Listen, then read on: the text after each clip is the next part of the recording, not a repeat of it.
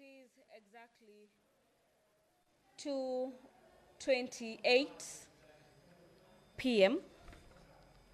at about 2 minutes to the commencement of the proceedings at the Senate this afternoon. The House will be transacting a number of business this afternoon,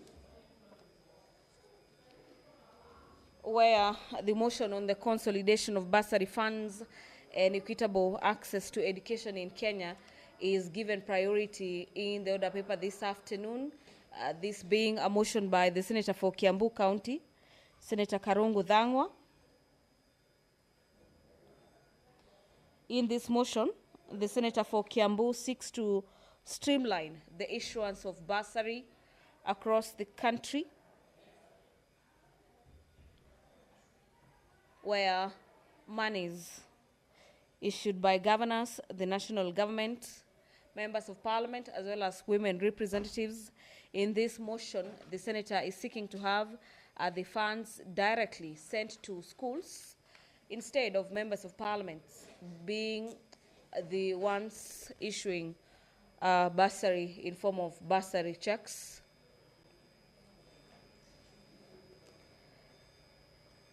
So in a nutshell, the Senator for Kiambu is seeking to have the Senate and the Ministry of Health, the Ministry of Education rather, to audit the funds allocated to bursaries by both the national government and the county governments, consolidate the funds distributed by various government entities as well as agencies.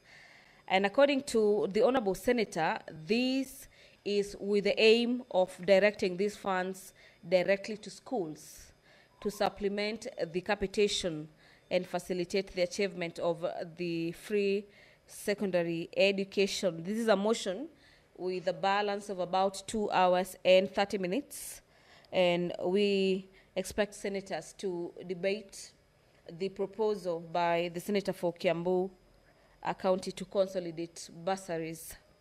The report of the Standing Committee on Finance and Budget on the fourth basis of allocating the share of the national revenue among counties by the Chairperson Standing Committee on Matters Finance and Budget is lined up for debate this afternoon.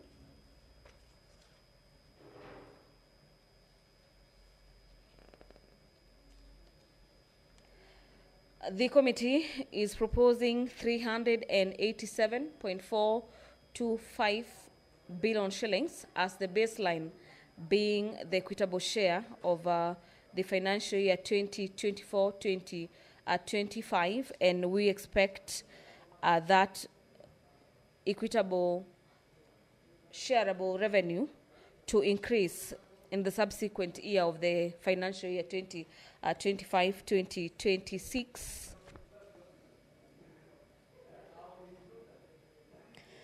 The county allocation, according to the committee, is guided by the baseline, which is 387 billion shillings plus a 0.45 population index. The equitable or equal share index is indicated as 0.35. Then you add the poverty index at 0.12 and the geographical size of the county at 0.08. And this being the additional county equal share of each and every county. The Creative Economy Support Bill, Senate Bills number 30 of the year 2024, is lined up for the resumption of debate this afternoon. That was interrupted yesterday afternoon, with senators giving their insights in regards to the creative economy. Allow me to hand you over to this live broadcast as the Speaker of the Senate is already in the chambers this afternoon. Allow me to hand you over. Enjoy your viewing. Na tuombe. Mwenyezi Mungu, twakusihi ututazame kwa neema nyingi na baraka, sisi watumishi wako ambao umeridhika kutuita kwa nyadhifa za uongozi katika jamhuri hii yetu. tutakuomba utuajalie tuyatende na kufikia mambo yote atakayofikishwa mbele yetu kwa njia ya haki na uaminifu, ili kustawisha amani, ufanisi na heri ya nchi yetu na wale ambao haja zao umezikabidhi mikononi mwetu. Amen.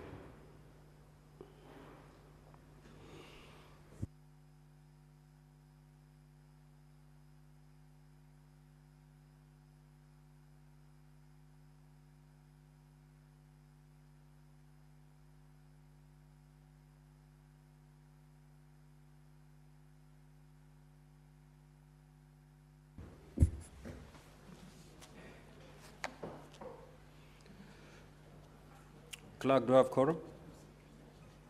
Sergeant at Arms, kindly ring the quorum bell for 10 minutes.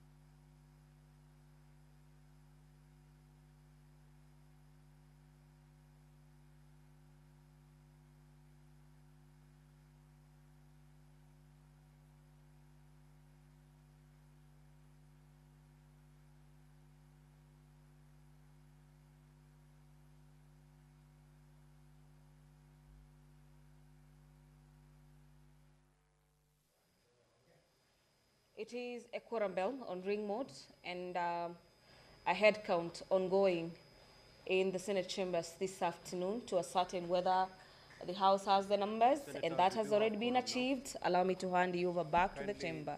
Take your seats.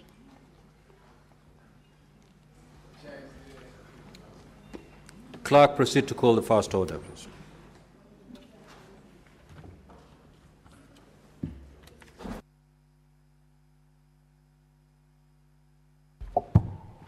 Order number 1, administration of oath. Order number 2, communication from the chair. Order number 3, messages.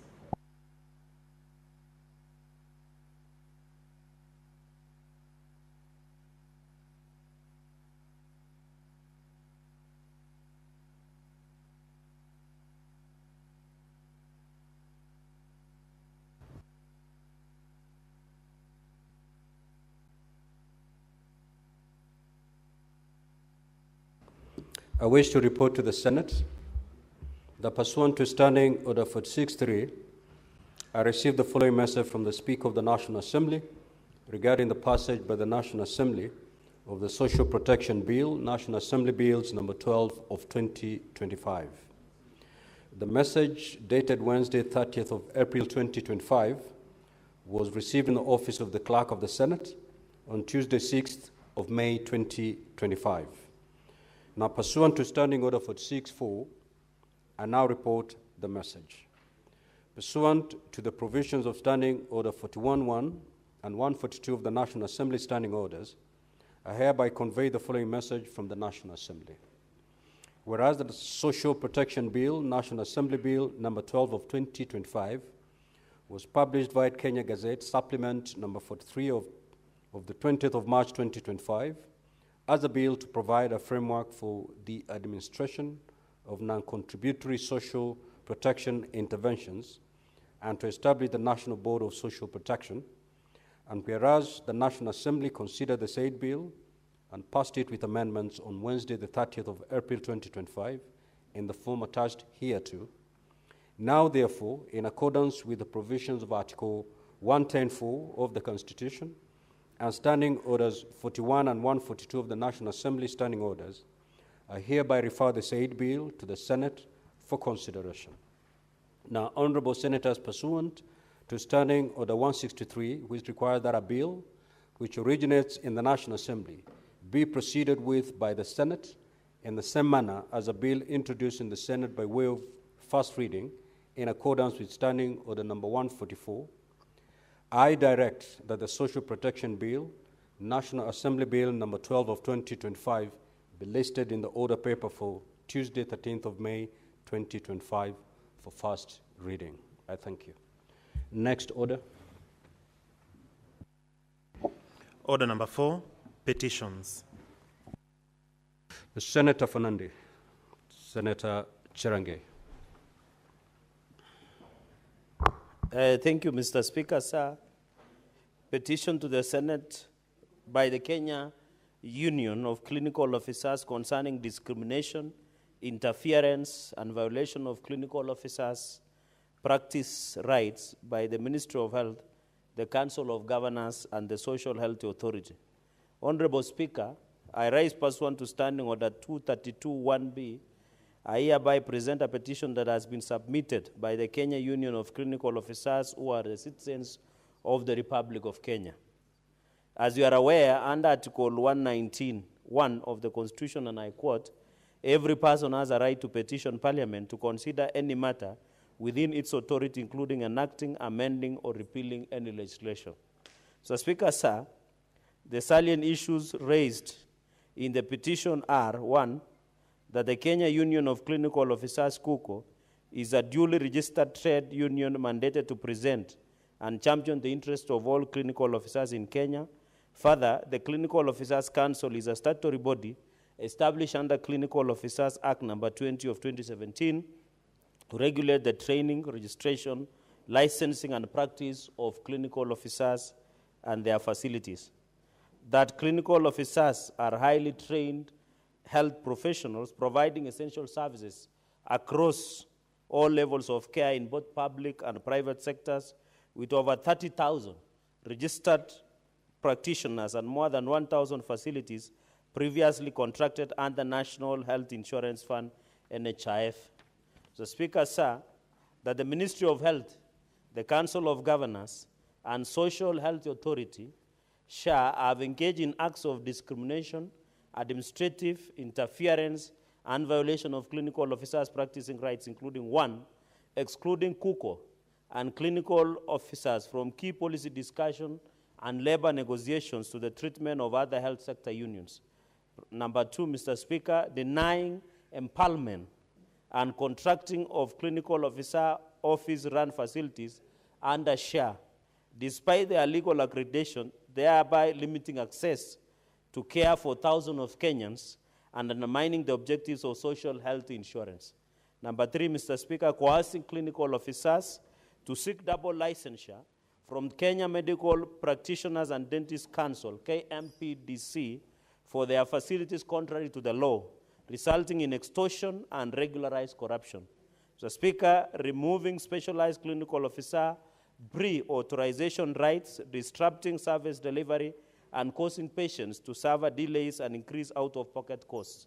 Mr. Speaker, that the Universal Health Coverage USC staff and clinical officers in turns are faced unfair and discriminatory terms of service, including delaying postings and inadequate remuneration, in violation of principles of fair labor practices and right to equal pay for equal work.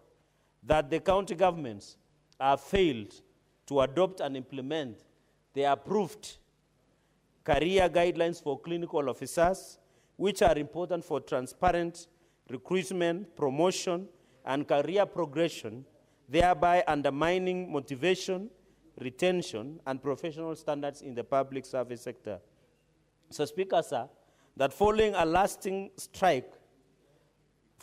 strike lasting 99 days under county governments and 121 days under the Ministry of Health, the union and employers, Ministry of Health and county governments, entered into return to work formula, work agreement, RTWA, as directed by the Employment and Labor Relations Court.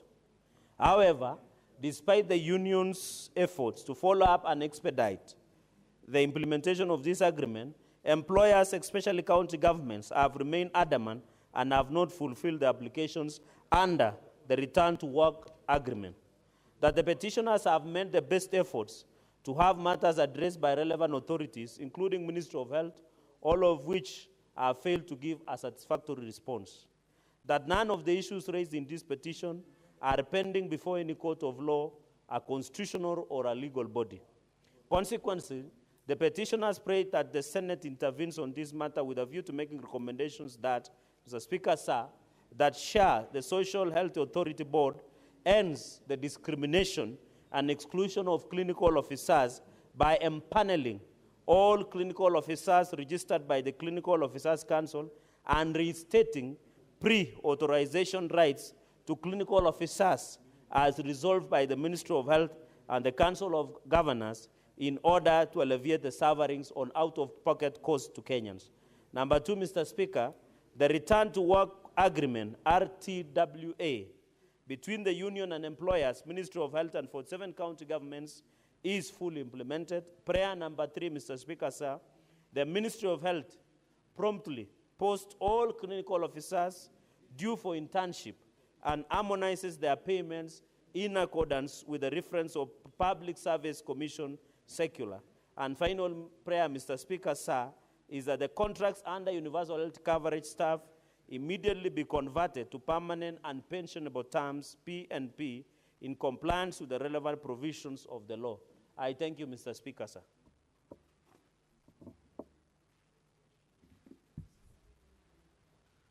Now, honorable senators, Senator Karen Nyamu, you're becoming notorious in defying the standing orders, and that should be your last warning, Senator. Honorable senators, pursuant to Standing Order 238-1, I commit the petition to the Standing Committee on Labor and Social Welfare. And in terms of Standing Order 238-2A, the committee is required in not more than 60 calendar days from the time of reading this prayer, which is today, to table its report in the Senate for consideration. The Senate shall thereafter consider and adopt the report of the committee. I thank you. Next order.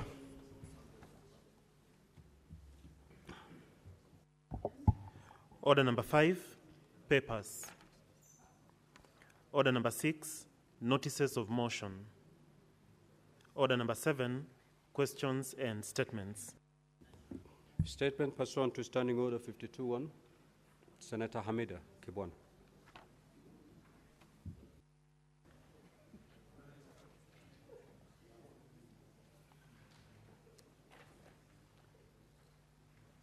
Mr. Speaker, can I approach the bench?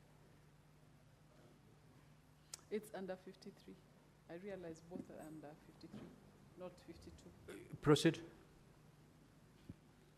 Thank you, Mr. Speaker. So, my first statement is regarding the implementation of the Senate resolution on the promotion of mental health facilities for mothers, Mr. Speaker. Mr. Speaker, I rise pursuant to Standing Order 53-1 to seek a statement from the Standing Committee on Health on a matter of national concern regarding the status of implementation of the Senate resolution on the promotion of mental health facilities for mothers. Mr. Speaker, sir, World Mental Health Day is commemorated annually on 7th May and seeks to raise awareness of mental health challenges that occur during the perinatal period, defined as time from pregnancy through to 2 years after childbirth. During this critical period, many women and indeed families face serious mental health conditions such as perinatal and postpartum depression, psychological distress following stillbirth, and anxiety disorders, Mr. Speaker. The studies show that 1 in 5 women and 1 in 10 women and 10 men experience depression or anxiety during the perinatal period, posing a serious threat to parenting, bonding, and family well-being. Yet, due to stigma and systematic gaps in our health systems, these issues then go undiagnosed and untreated. In the statement, the committee should address the following. Number 1, appraise the Senate on the status of implementation of the Senate resolution on the motion, promotion of the mental health facilities for mothers who have just given birth and are experiencing mental health issues, which was adopted by the House on 10th November 2022. Number 2, plans and activities being undertaken by the Ministry of Health and county governments to commemorate World Maternal Mental Health Day and promote public awareness around perinatal mental health. Number 3, highlight availability and accessibility of maternal mental health services at public health facilities, including the presence of trained professionals, counseling infrastructure, and referral systems.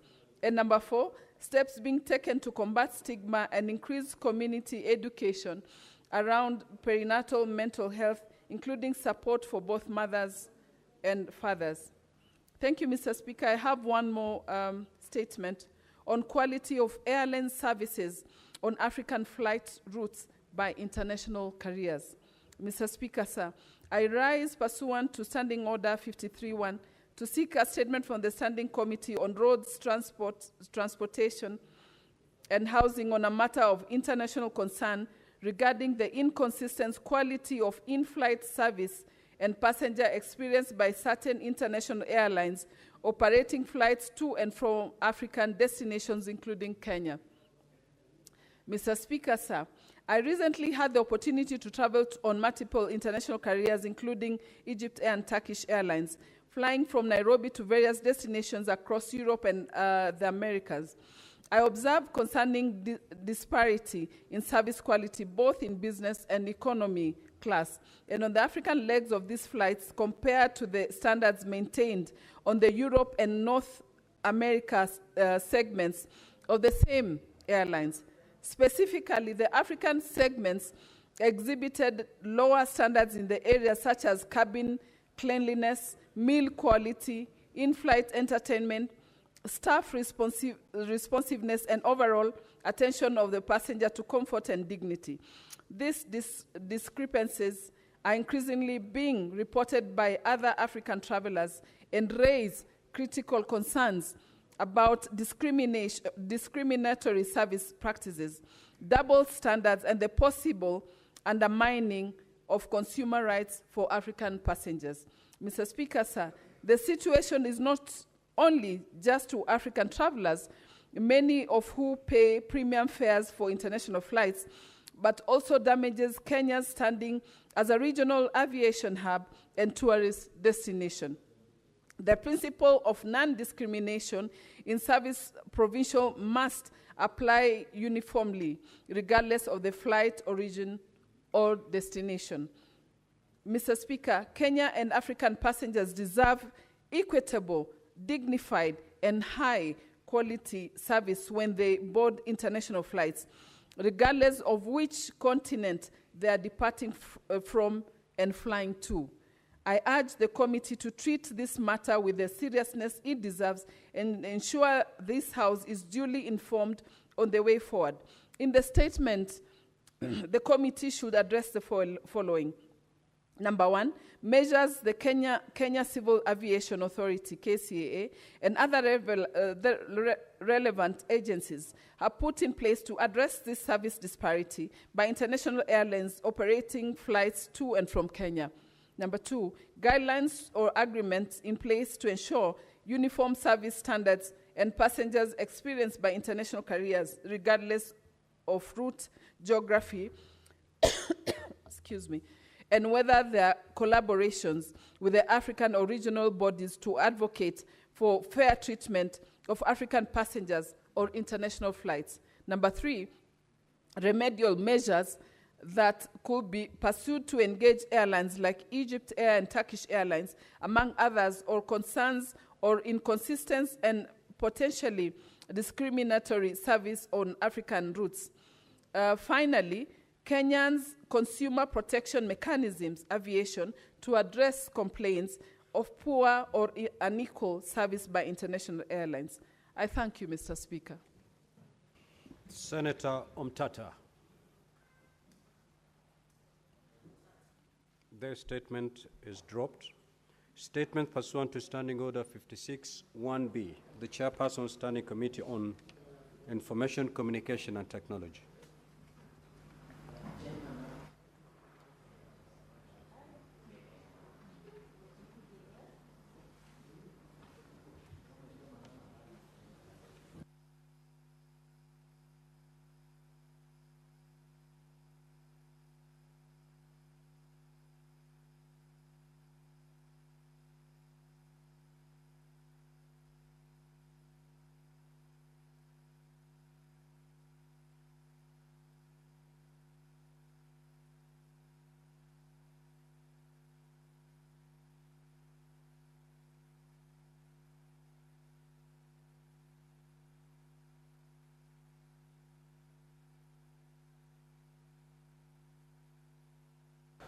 So that statement is deferred to next week. The Chairperson, Standing Committee on Justice, Legal Affairs and Human Rights.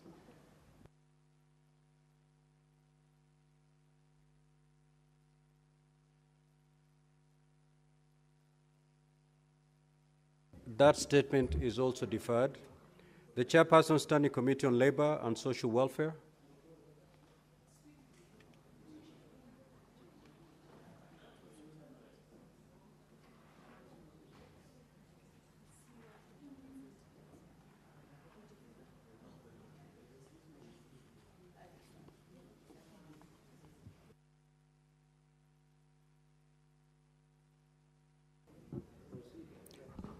For giving me the opportunity to read this statement.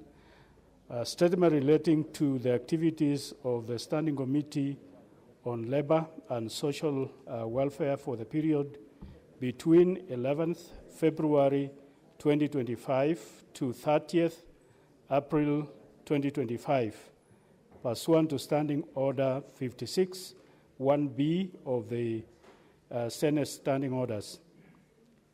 Mr. Speaker, sir, I rise pursuant to Standing Order 56, 1B of the Standing Orders to make a statement relating to the activities of the Standing Committee on Labor and Social Welfare for the periods between February and April 2025. Honorable Speaker, during the period under review, the committee held a total of 23 sittings, during which it considered 72 statements, 2 bills, and 4 petitions. Following the reconstitution of the committees and reorganizing of the extensive nature of its mandate, the committee conducted a working, planning, and inductive retreat to effectively integrate newly appointed members and ensure continuity in its operations. Additionally, the committee conducted extensive stakeholders engagements with the ministries and agencies under its oversight, particularly during the consideration of 2025 budget policy statement. BPS attached to this statement is schedule of legislative business currently before the committee, Appendix 1.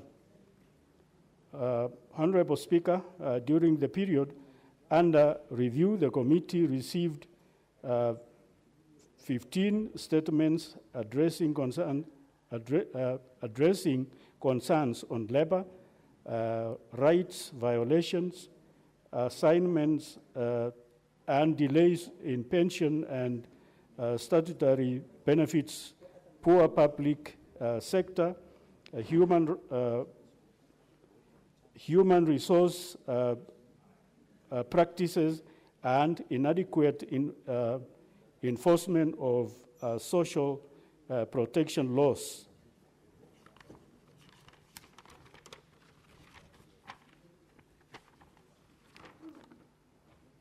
The committee engaged relevant stakeholders to provide details,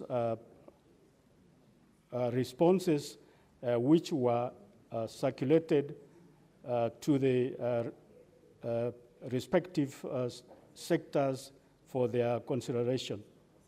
Honorable Speaker, during the period under review, the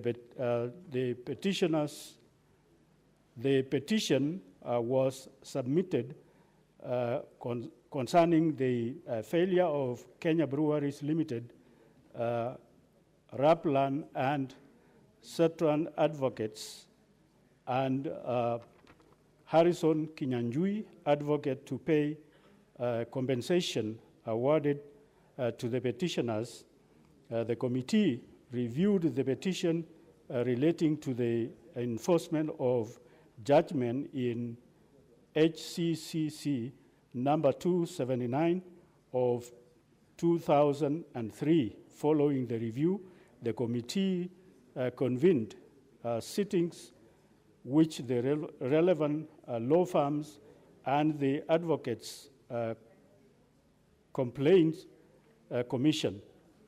To ensure accountability, the committee recommended that the advocates complaints commission undertake several critical actions, including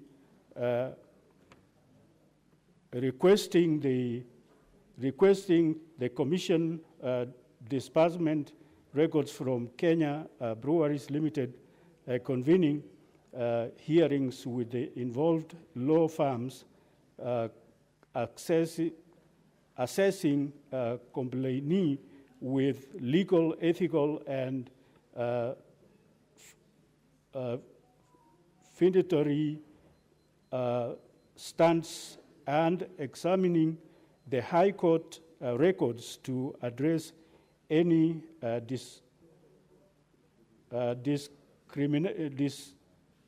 discrepancies or unresolved matters. The committee emphasized the urgency of the matter and required an interim progress report within 14 days to ensure family and effective resolution.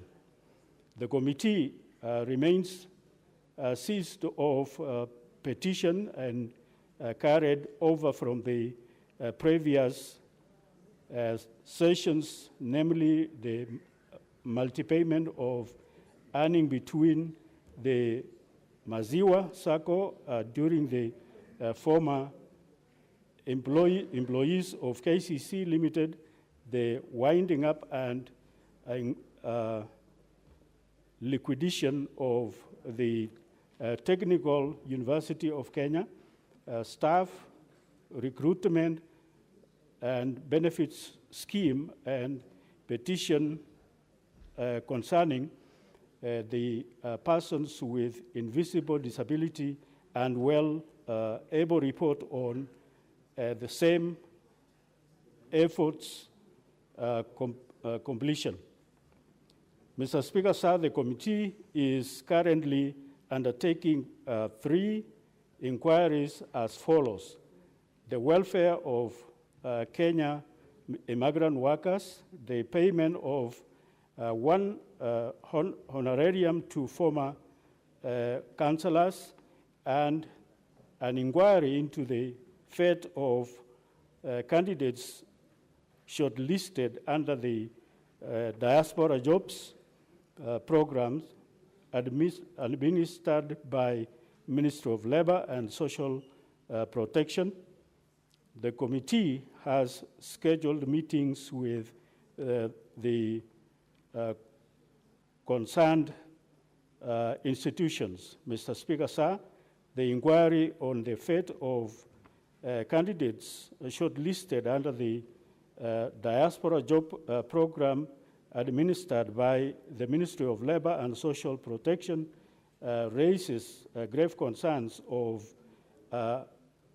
unethical recruitment processes impending Kenyan citizens, both domestically and abroad.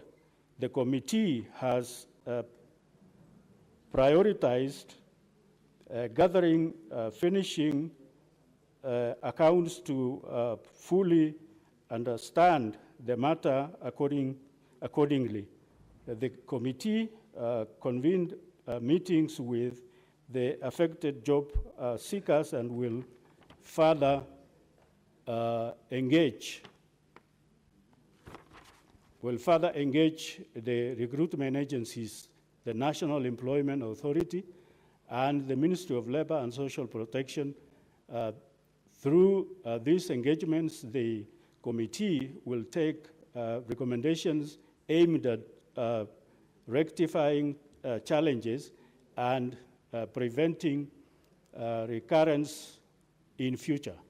Honorable Speaker, for the next quarter, the committee will prioritize the following areas within the mandate: protection of workers, aid and enforcement of their labor and practices, including addressing labor exploitation, migrant workers' welfare, and unethical recruitment practices under the Diaspora Jobs Program, management and resolution of pension and schemes, payment of terminal dues, and unremitted salary deductions for employees of state corporations, county governments, and other affected institutions. Strengthening of public sector's human resource management, including staff recruitment, promotions, and measures of eliminating ghost workers, and ensure transparency and meritocracy. Oversight of social protection programs, including the administration of welfare initiatives such as the Inua Jamii program and the protection of vulnerable population, and enhancement of reports development policies with focus on promoting alternative reports and improving sports talent management at the county and national levels. Honorable Speaker, I wish to thank your office and office of the clerk of the Senate for continued support accorded to the committee in executing its mandate. I also wish to thank the members of the committee for their diligent decision and valuable contributions to the activities of the committee. Thank you. I submit. Statements pursuant to Standing Order 57-1. The Senate Majority Leader.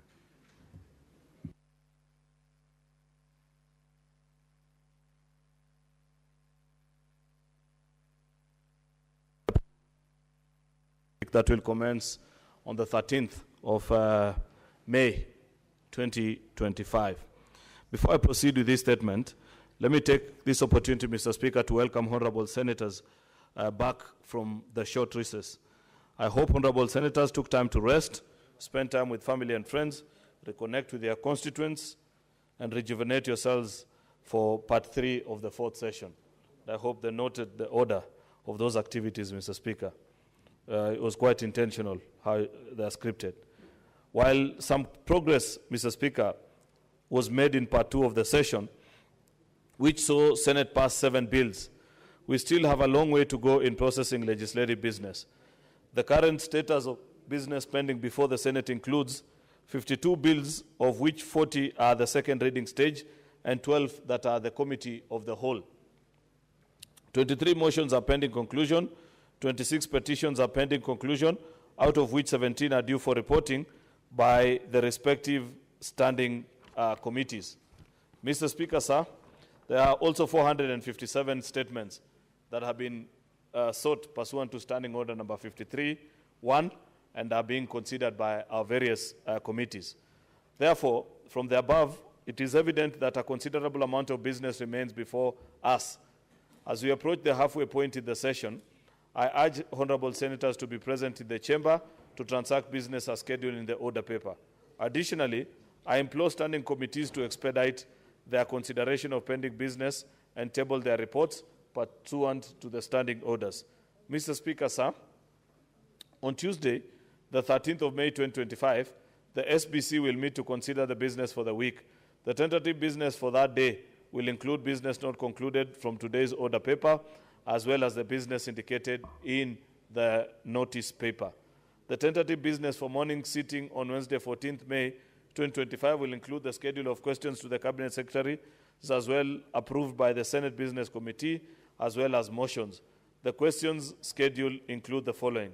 A, question 57 to the CS for Labor, question 65 to the CS for MSMEs, question 78 to the same CS, question number 22 by Senator Ojenda to the CS for Health, number 30 to the CS for Health, as well as question number 32 and 23, all to the Cabinet Secretary in charge of Health. The tentative business for that afternoon sitting, which is the 14th of May 2025, will include any business that will not have been concluded from the order paper for Tuesday, 13th May 2025.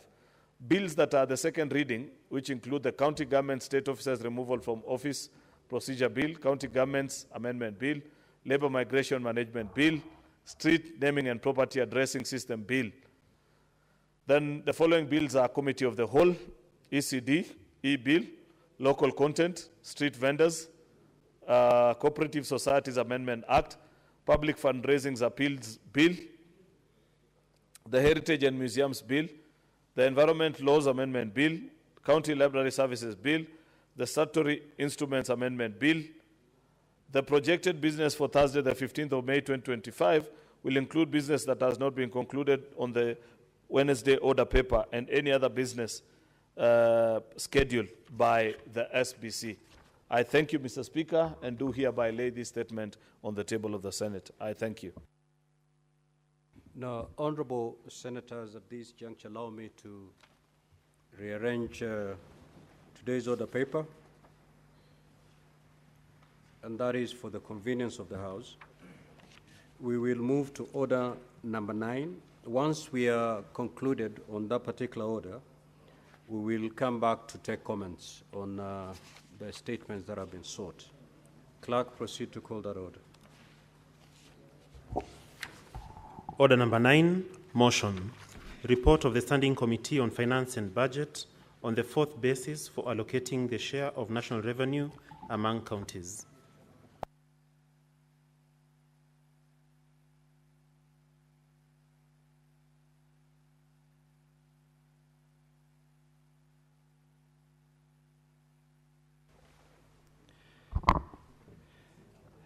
Thank you very much, Mr. Speaker. I beg to move that the Senate adopts the report of the Standing Committee on Finance and Budget on the fourth basis for allocating the share of national revenue among counties laid on the table of this Senate on Thursday, 17th April 2025, and that pursuant to Article 2171 of the Constitution approves the fourth basis for allocating the share of national revenue among counties for financial year 2025-2026 to financial year 2029-2030. County as follows. County allocation, which is equals to, into bracket, baseline allocation ratio times 387.425 billion, close the bracket, plus into brackets 0.45 or population index, 0 plus 0.35 equal share index, plus 0.12 poverty index, plus 0.08 geographical land size, that is times any additional county equal share above the baseline. Whereas baseline refers to 387 billion being the equitable share for the financial year 2024-2025. Baseline allocation ratio refers to the allocation factor derived from each county's allocation for the financial year 2024-2025. The population index is based on 2019 Kenya population and housing census. The poverty index is based on 2022 Kenya poverty report by Kenya National Bureau of Statistics. The geographical size refers to the land water mass within the particular county, and the allocation under this parameter is capped at 10%. Mr. Speaker, Article 2171 of the Constitution of Kenya provides that once every 5 years, the Senate shall, by resolution, determine the basis for allocating among the counties the state or the share of national revenue that is annually allocated to county level of government. Further, Article 2161 of the Constitution provides that principal function of the Commission on Revenue Allocation is to make recommendations concerning the basis of sharing national and county nationally raised revenue between the national and county governments. And Mr. Speaker, owing to this provision, CRA forwarded recommendations to Parliament for consideration and approval, and pursuant to provisions of the Constitution, CRA submitted their recommendation on the fourth basis to the Senate, and the same was laid on the table of the Senate 12th of February 2025. Thereafter, it was committed to the Standing Committee on Finance and Budget. Mr. Speaker, sir, pursuant to Article 1181B and 2172 of the Constitution, the committee is required to facilitate public participation, consult with the Cabinet Secretary responsible for finance, Council of Governors, and other stakeholders and professional bodies. Mr. Speaker, Section 81A of the Public Finance Management Act requires that the committee, upon collecting and considering the views of the public, to present to the Senate proposal for the basis of allocating revenue among counties. Mr. Speaker, I would like to give a brief background. The first basis of revenue sharing was approved by the 10th Parliament.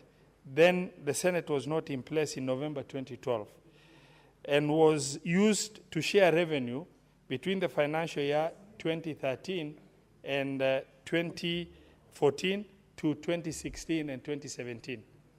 Mr. Speaker, the second basis of revenue sharing was approved by Parliament. What is your point of order, Honorable Osotsi? Mr. Speaker, I didn't want to interfere with my good friend, Chair of Finance, but I'm concerned because the report that he's presenting is very important to us members because it's only done once after 5 years. And I'm struggling to get a copy of that report. It's not in the iPad. Is it, I would request that that report be provided to us so that we are able to interrogate the issues, Mr. Speaker. These are very important issues. Can we have the report provided to us?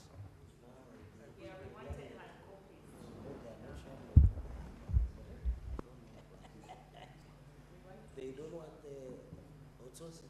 They don't want him to know what you are doing. They should provide. We can define.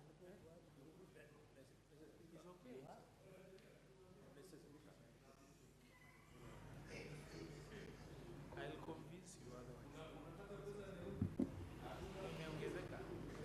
I think the Chair of Finance and Budget is not out of order, Senator Osotsi, and I'll take it as an intervention. I have since directed the Secretariat to upload it in your iPods. I think it was an oversight, but certainly not on the part of the Chair. So give it 3 minutes. Yes, and some hard copies are also being run, so that you have the advantage for those who are not tech savvy. They can be able to have hard copies. Yes. Mr. Speaker, the issue raised by the Senator of Vihiga is very important. The reason why you have seen me disorderly is because some of my colleagues who know that I sit on this committee, they're trying to find out what is it that we have brought in the House. Mr. Speaker, going by the history of decision-making on this formula, this is not the way to go. Mr. Speaker, it would be more useful to this House that the industry of the Committee of Finance can be distributed to members, they interact with it, then debate be done thereafter. Otherwise, we run the risk, Mr. Speaker, the chairman will talk, he'll be seconded, members will come in when he was talking, will then start opposing and so on. This is one piece of legislation that we should take our time. It's going to bind us up to the year 2031, 2031 order. Up to the year 2020. So, Mr. Speaker, I'm requesting that you allow this document to be properly understood by our colleagues. Yes, Senator for Nairobi. Yeah, Chair, let me just join my colleagues in making that point, that many of us in this House are not in the habit of interacting with things we have not read. Unlike some people in other quarters I don't want to mention. You have not read something, but you are an expert on it. You know, so Honorable Speaker, because you had rearranged the order paper, perhaps we could resume the regular business. We have the documents uploaded and provided in hard copy, and then we can resume that debate with due respect to the Chair of Budget. I'm sure he understands the importance of this matter. And Honorable Speaker, I wanted clarification from you whether this is a matter that is also time-bound, so that I understand the timelines that we're working with, or this formula is something that we can spend a good a good amount of time on, so that we make an informed decision. Senator Fernandi. Mr. Speaker, I strongly associate with the sentiments of my colleagues, but myself being very industrious, I have read the report and internalized, Mr. Speaker, because I have the report and I've even put markers on my report ready to debate. Mr. Speaker, secondly, judging from the history, and Senator Aaron, Senator Lego, and a number of us who God has been gracious enough to be in this House, this issue of the revenue formula almost divided the country in the last session.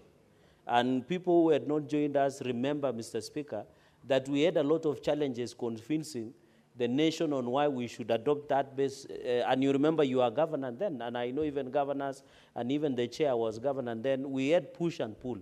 My proposal, Mr. Speaker, as you give us guidance on the timelines, if it is possible, for convenience of our colleagues who have not gone through the document, we can be allowed, Mr. Speaker, even I'm proposing further, that even the chairperson of Finance and Budget can even propose. I have seen we have signed something to do with Kamukunji, so that, Mr. Speaker, members can be taken blow by Masinde of Public Budget Office, can take members through an informal Kamukunji so that they can understand what goes through. I remember Bishop Senator Wambua, when there were some counties that were losing.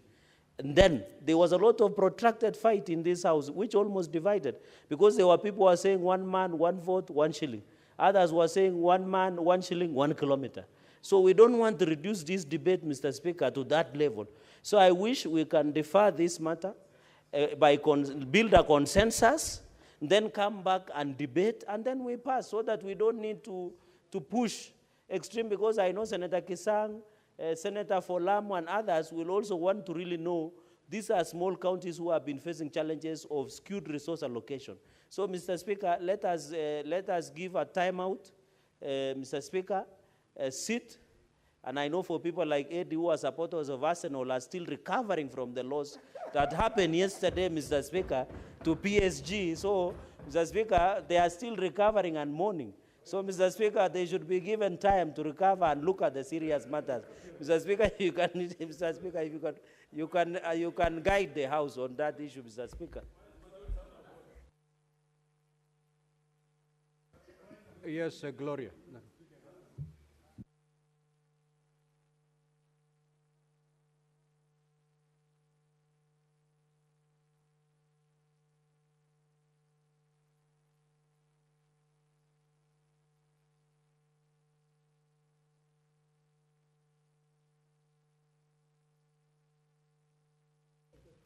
Thank you, Speaker. Mr. Speaker, for some of us who are first-timers, I like to call myself an amateur in politics who's learning, an intern of this House. Mr. Speaker, I was looking forward to being sensitized on this matter. Mr. Speaker, you know, Kenyans don't even know that, most Kenyans don't know that after every 5 years, there's a revision of this formula. And so as we sit here as representatives of Kenyans, first of all, I find it very curious why we have not been furnished with the documentation. That even if it's an oversight, Mr. Speaker, you know, sometimes it looks like some things are happening and we are being just led to a certain direction. Speaker, I want to ask for the newcomers like myself who pride ourselves in being interns, if we can have a kamkunji so that we can be sensitized on what is happening, and then we can be able to deliberate in the kamkunji before we debate this matter. Speaker, I think for some of us it will be very helpful because as interns of this House, you know, they keep saying we are nominated, we are nominated. We would like to learn about this revenue formula, the revision, so that we can understand next time when we come back to this House, because we are coming back, we can be able now to stand up and say as ranking members and all that. So Speaker, I'm asking for a kamkunji, if we can have a kamkunji outside of chambers, and then we can come and deliberate on the matter. Thank you.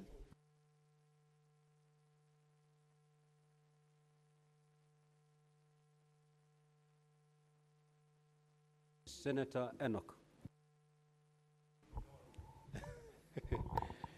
I thank the Speaker. I walked in when Senator Cherage was making a very passionate appeal for timeout on this motion by Senator Roba. Mr. Speaker, truth be told, this is perhaps one of the most important engagements of the Senate in its 5 years, because this will determine the monies that will be shared among counties for the next 5 years. The Speaker, in fact, I want to implore the chair and the Speaker and the chair of the committee to actually consider a retreat, even within Nairobi, within a real retreat. A Kamkunji would be like 2-3 hours. That would not even be enough, Mr. Speaker. This is a matter that we need. By the time we are coming here, we have already built consensus. So just come and just process the business and come up with a way forward for everyone. Because, the Speaker, lastly, one of the most disturbing things about a formula for sharing revenue is that it may get to a point that then one county, unfortunately, may have to not gain as much as other counties. You actually even need to walk that journey with every senator so that they know why they were getting much less than what the others are getting. The Speaker, a retreat will be important to build consensus on this matter. I thank you.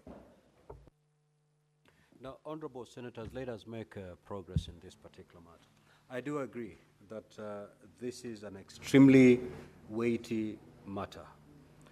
And if we can avoid the ugly scenes witnessed during the passage of the formula that is now under implementation, then every effort should be put to ensure that we avoid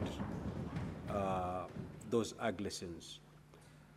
I have consulted with the chair, and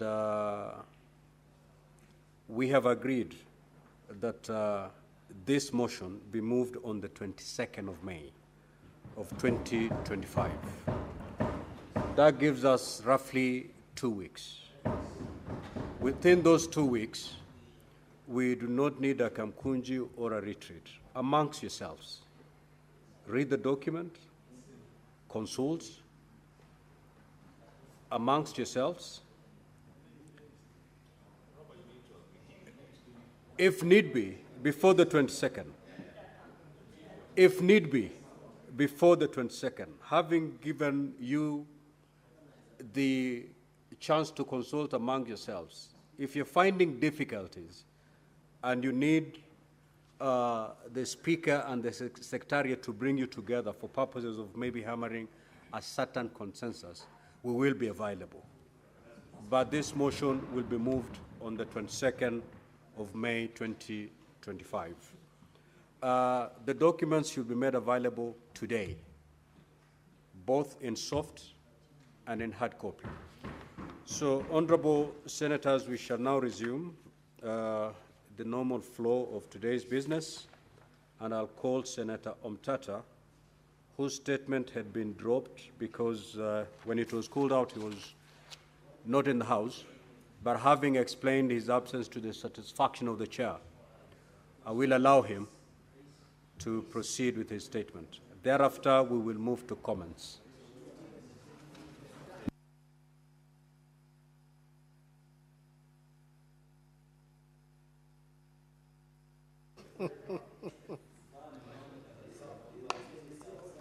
Yeah?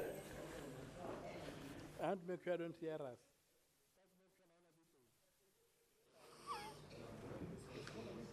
Senator Chimera, stop looking at me.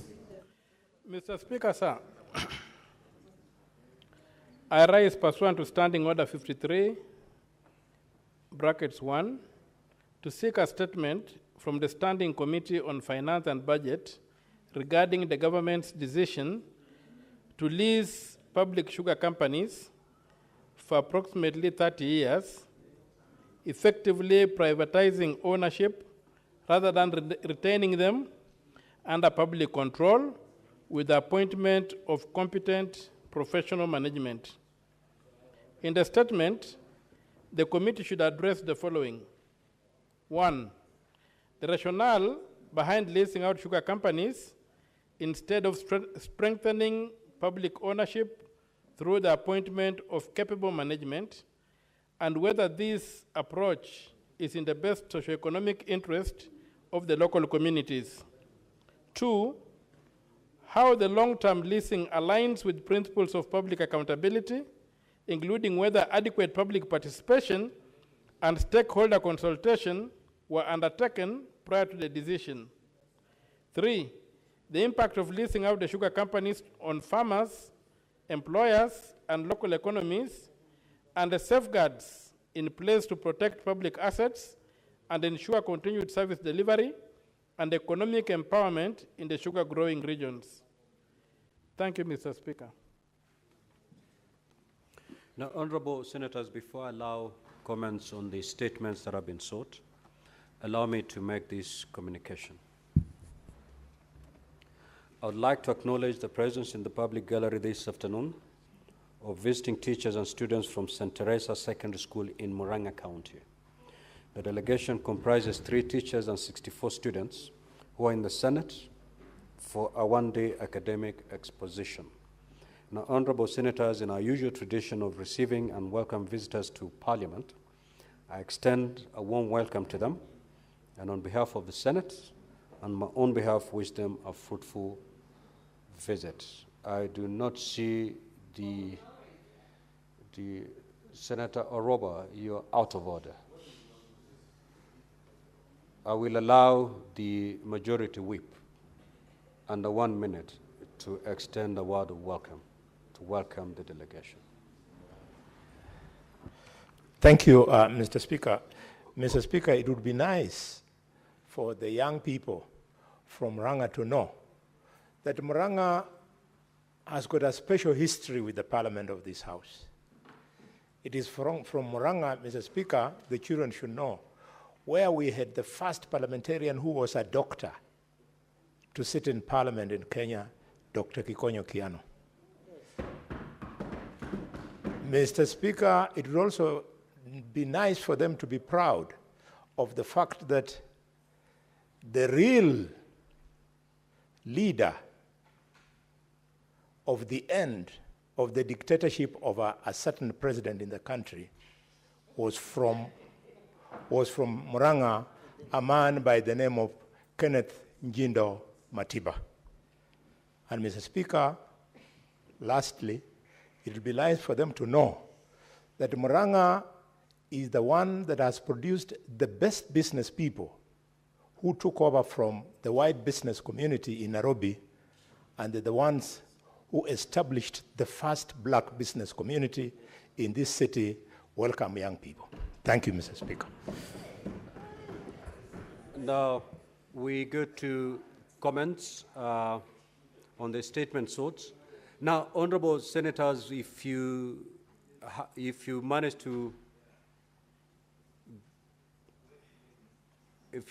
to get a chance to speak, keep it under 3 minutes because my board is fairly full, so that we have as many of you having an opportunity to speak. The Honorable Senator for Mombasa.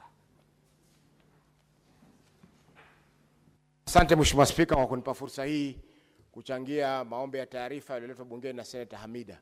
Mheshimiwa Spika, ni kweli kwamba baadhi ya mashirika ya ndege yanayohudumu katika nchi yetu hususan na Turkish na nyinginezo, huduma anazotoa Mheshimiwa Spika kwa vile viwango vya juu, kwa hakika zinaacha mambo mengi maswali mengi kuulizwa kuliko majibu. Mheshimiwa Spika, nilibahatika kusafiri na ndege ya Turkish kwenda Istanbul hivi majuzi, na Mheshimiwa Spika, huduma za business katika ndege hizo Mheshimiwa ziko tofauti na zile ambazo wanatoa kwa kiwango hicho kwa ndege zinazosafiri kutoka sehemu ya Istanbul kwenda maeneo mengine katika Europa na vile vile maeneo mengine katika Amerika na sehemu za Asia.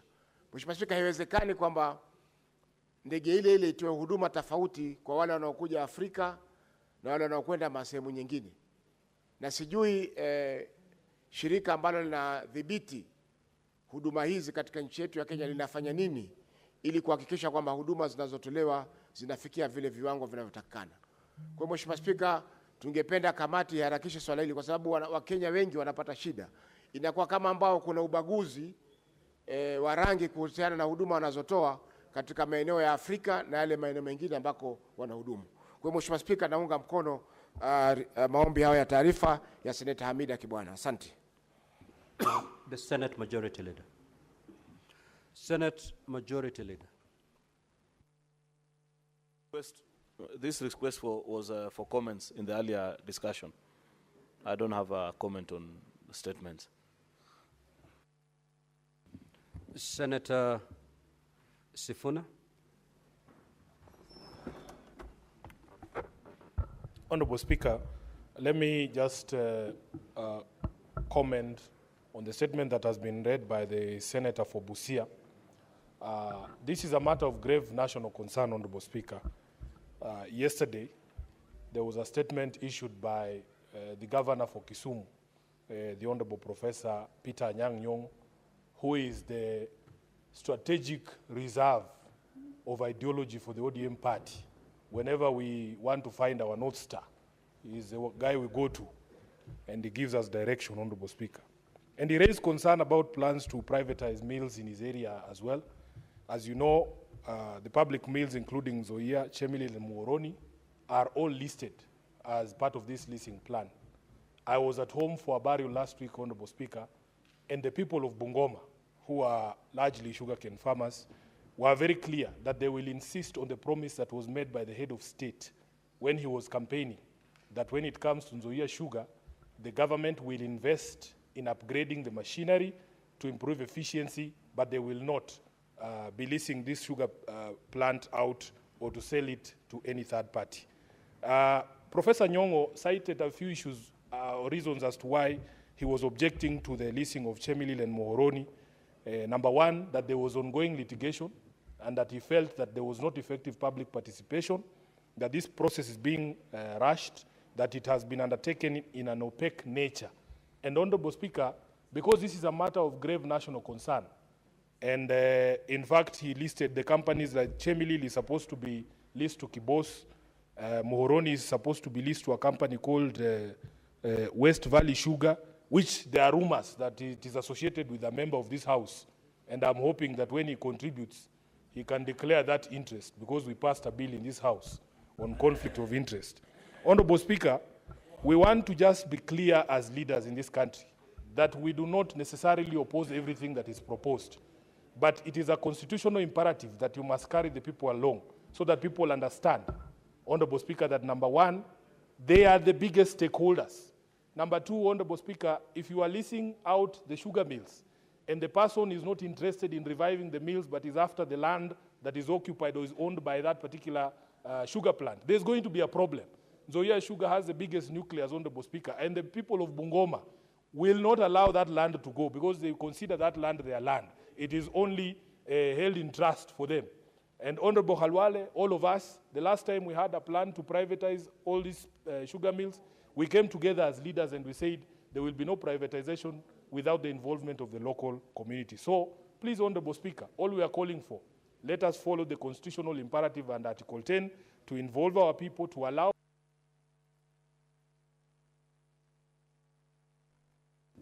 Senator Fernande. Mr. Speaker, let me pick from where Senator Sifuna left by saying also Nandi is part of the conversation we're having about privatization and leasing of sugar mills, because Chemelil, West Kenya, and a number of them, including Kericho County, Mr. Speaker. What we are calling for is accountability, public participation, and dispensation of court processes that are already in place. And it would be nice to engage, and I'm willing to sit the way we did with the Oparanya report on sugar task force reforms that give birth to Sugar Act. We would be willing to sit and have that conversation for betterment of farmers and Kenyans. I want to ask the government not to be in a hurry, because there will be a lot of legal hurdles that might affect this process. I know there is a sugar bait that has been given of bonuses to farmers, but we need to have a conversation, Mr. Speaker, and ensure that we conclude. Secondly, Mr. Speaker, on the report by Labour Committee, I wanted to hear what is, Mr. Speaker, we did pass about one-off honorarium to former councillors. The chairperson of Labour has not given us a headway on what will happen to one-off that was supposed to be given by former councillors, Mr. Speaker. Yet they served this nation when there was no, they were just being given token or appreciation, Mr. Speaker. It would have been nice that the Labour Committee gives us a way forward. Mr. Speaker, on labour mobility, we have had here flying accusations from this place to another on labor mobility, creation of opportunities. I want to challenge the Labour Committee to give us the status so that we are not hearing only the one-side story of the Cabinet Minister of Labour. We need to be told what are the numbers. How are young people getting access to labor mobility that the government has given to us, so that we stop these accusations where some members of this House have been engaging in unnecessary altercation with the members of executive. Let us be given the status of labor mobility, Mr. Speaker, so that it can be very easy, Mr. Speaker, and also the status of Kenyans in diaspora, Dubai, and other places, Mr. Speaker. Finally, Mr. Speaker, on the issue of Talanta City Stadium and a number of city stadium or stadia across the country, I wish the Labour Committee should give us the status on how the stadiums are being taken care of. What is the status? I can see Talanta City Stadium is taking shape. A number of Kasarani Stadium, Mr. Speaker. Let the Labour Committee give us what is the status so that it becomes easy, Mr. Speaker, going into the future. Mr. Speaker, I support all statements that have been presented today. I thank you. Senator Osotsi. Mr. Speaker, allow me also to weigh in on the statement by Senator Umtata on the leasing of sugar companies and the privatization. Mr. Speaker, this is a very weighty matter, particularly from the western region where I come from, and people have been concerned about this plan to lease Nzoia Sugar Company, particularly, that we did not have adequate stakeholder engagement and also public participation, that this process was done very opaquely, and we just want to demand that even if the government has good intentions on doing something, can they involve the people? Can they involve the leaders of that region, instead of just waking up and saying, we want to lease Nzoia Sugar Company? So I think this statement is an eye-opener, and I want to urge the committee that will be handling this to handle this with the speed so that our people can get justice. Because the speed at which the whole process is being undertaken, it's sending a lot of negative signals to our people. On the second issue of privatization, I'm among the people who believe that privatization is not the solution to the problem we are having in the sugar industry. Mr. Speaker, Mumias Sugar Company was doing so well before privatization. When we used to have management agents called Bokatet, they were doing so well. But now the problem started increasing upon privatization of Mumias Sugar Company, where the management could not listen to anyone. So many occasions here, the former MD of Mumias Sugar Company, the one who was a governor somewhere, I don't want to mention the name, he used to come here and even refuse to talk to the committees and say we are privatized. That is where the company went down. So the solution is not in privatization of this sugar company, but the solution is in government looking for a strategic manager. Mr. Speaker, I wonder why the government keeps interfering with this sugar industry. For example, in Mumias, and Senator Boni Khalwale is here, Sarai has been able to make that company work. But now we are trying to, when things are working, we want to destroy them. That guy has worked so well. He has made smoke come out. He has made some workers to go back to work. And then now you want to tell him, you want to take part of the company away to another person. When we Senator Murango.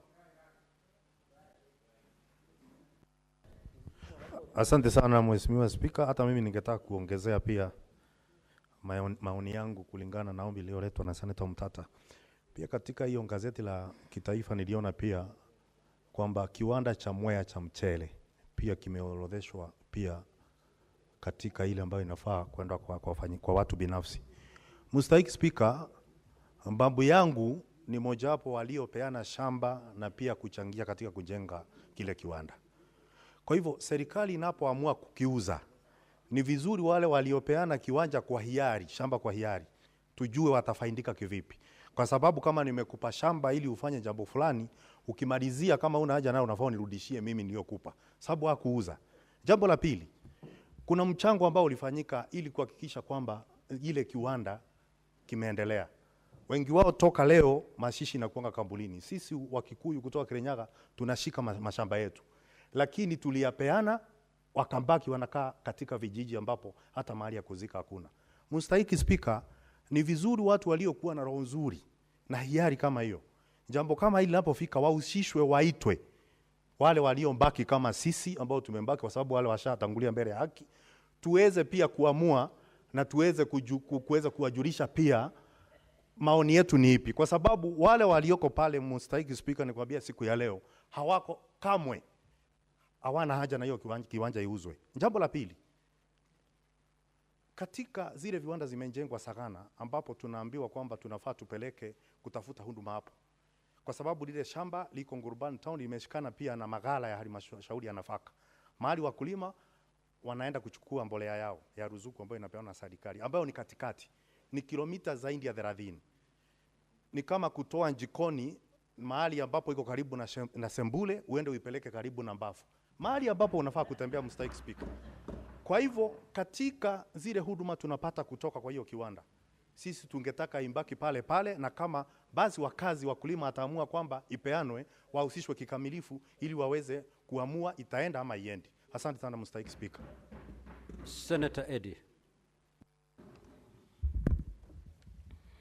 Thank you, Mr. Speaker. Two quick comments. First, on the statement that was sought by Senator Amida. Mr. Speaker, I don't know what we can do as a House to make sure that the resolutions of this House through any motions are respected.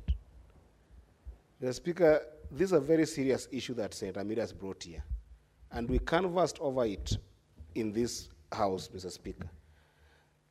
Last weekend, together with the committee of CPIC, we visited the hospital in Kwale, another of hospitals that I don't want to mention here. But we had incidences where actually you could go to a hospital and a mother has lost the child, and the mother is put together with other mothers who have their children in a hospital. Mr. Speaker, this is so traumatizing, even for us who could sometimes witness these kind of things, Mr. Speaker. And we passed in this House that there will be mental health facilities for mothers in maternity facilities in different counties, Mr. Speaker. And we did say that those resolutions of the Senate will be implemented 6 months after we pass them. What happens, Mr. Speaker, when they're not implemented? How do we follow up on this? And Mr. Speaker, even remember that last year, the Majority Leader brought a very serious motion in this House about the Gen Z movement, the June 25th. Some of the things that we see the population keep on being agitated about in this country are things that we canvassed about in this House, came up with a resolution of the Senate that then was passed to be followed up with by the relevant authority, but up to date, Mr. Speaker, they haven't been followed through. So on this statement, Mr. Speaker, I think it is less the Committee of Health to follow up on it, but more of us as a House. How are we taken seriously when our resolutions are passed, sent to relevant authorities, and they are not taken seriously? This is an issue, Mr. Speaker, that I think that we must actually take very seriously as a House and be able to find a solution to it. Because we cannot pass a resolution of the Senate and they're never taken seriously. They're never implemented. Then we are not a serious House in the eyes of those authorities, and we must show that we are a serious House. Lastly, Mr. Speaker, on the statement by Senator Okia Omtata. Mr. Speaker, I think that this is a very important statement because, Mr. Speaker, what we see with the sugar industry is the fact that the sugarcane industry has become a poverty industry for most of our communities. I also come from a sugarcane industry, or rather a sugarcane growing region, Mr. Speaker. Senator Boni. Mr. Speaker, the issue raised by the Senator for Busia is going to affect the lives and livelihoods of 8 million Kenyans who depend on the sugar sector directly. Mr. Speaker, the issue raised about public participation, I would like the government to know that the only public participation that took place over Nzoia was consulting the governor of Bungoma and the Speaker of the National Assembly. Consulting those two leaders does not amount to public participation of Nzoia Sugar Company. I refuse. I speak today for 1.8 million people of Bungoma who depend on Nzoia Sugar Company. Mr. Speaker, that these two leaders have accepted the factory to be listed to a guy called Rai, who took over Webuye Pan Paper Company. The company has been run down. The timber industry has collapsed.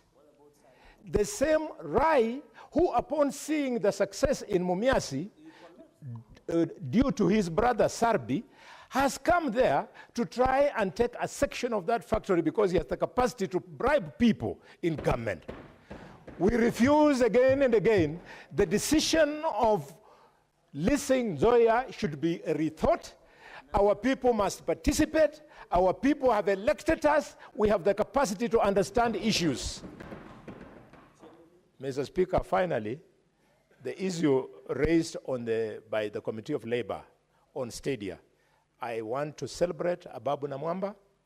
He is the father of the Talanta City Stadium that is ongoing, whose completion is making progress.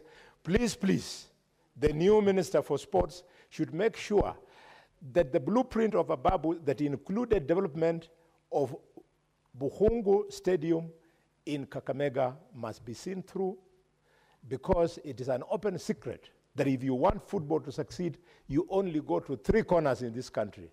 You go to Coast, the home of footballers. you go to Nyanza, the home for footballers, then you come to the home of the Hallelujah Football Club, the home of soccer.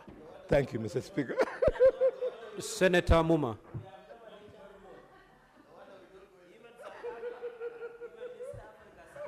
Thank you, Honorable Speaker, for the opportunity to comment on the statements.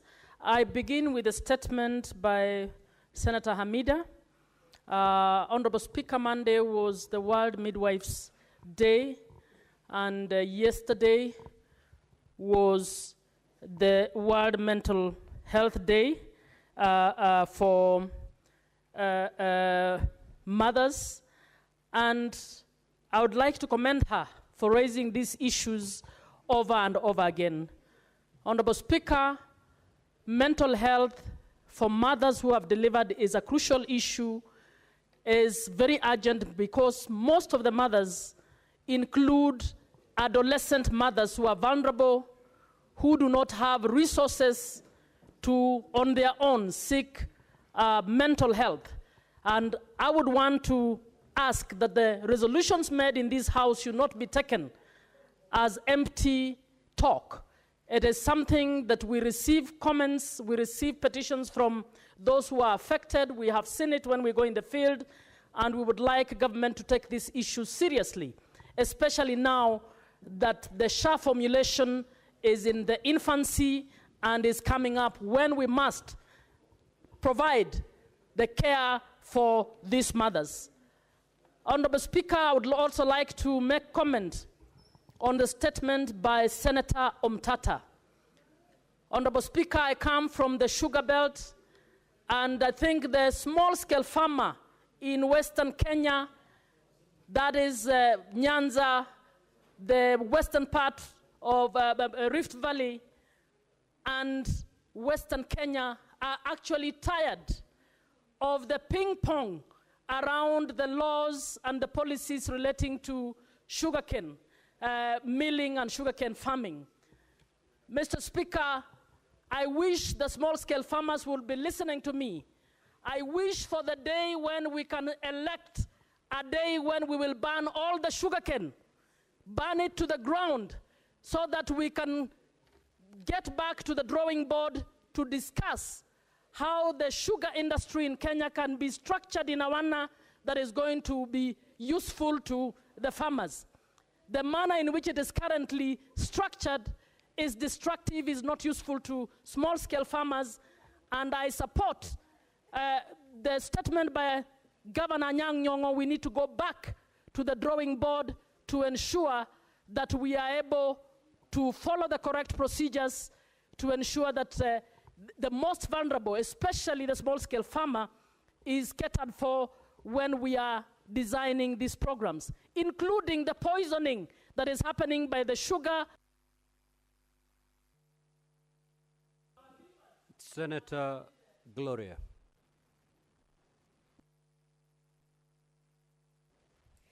Mr. Speaker, I want to comment on this issue of privatizations of parastatals and state agencies.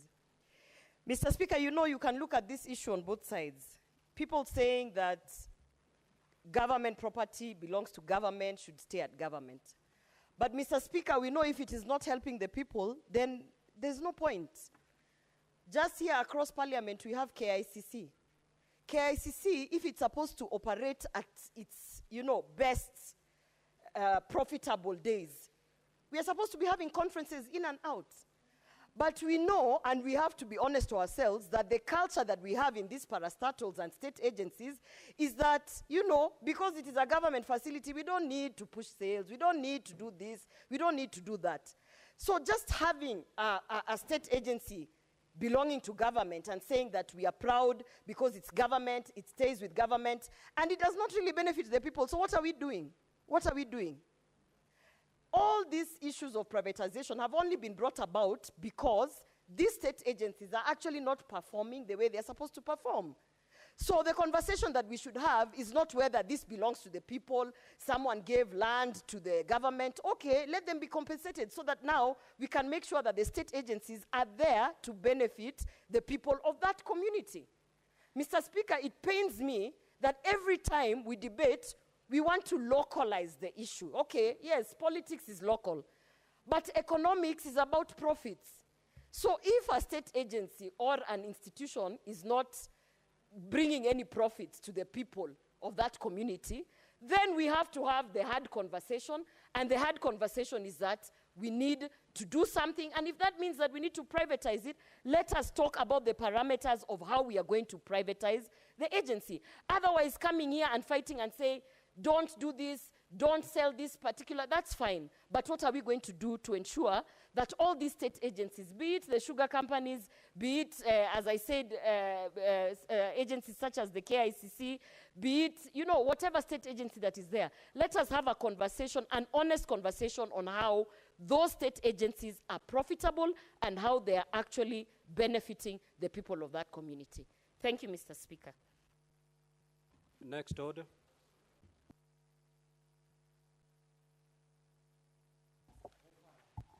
Order number 8, motion, consolidation of bursary funds for equitable access to education in Kenya. Resumption of debate interrupted on Wednesday, 7th May 2025, morning sitting. Question to be proposed.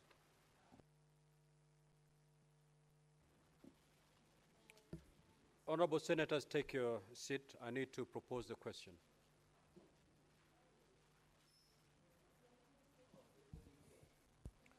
Honorable Senators, this motion had been moved and seconded, and now I need to propose the question. Now, Honorable Senators, there's a difference between proposing the question and putting the question. So I will propose the question, that aware that pursuant to Article 53 of the Constitution, every child in Kenya is entitled to free and compulsory basic education, and the Basic Education Act provides the basic education should be guided by principles such as equitable access to all youth and equal access to education or institutions. Further, that aware that many students in secondary schools and higher education institutions come from financially disadvantaged backgrounds, making it difficult for them to afford school fees and access education opportunities. Noting that over the years, various interventions have been made, including the issuance of bursaries through the National Government Constituency Development Fund, the National Government Affirmative Action Fund, the Ministry of Education and county governments through various county bursary funds, concerned that despite these efforts, school fees remain unaffordable for many parents, and the allocation of bursaries has been plagued by nepotism, favoritism, and political manipulation, and lack of transparency and accountability.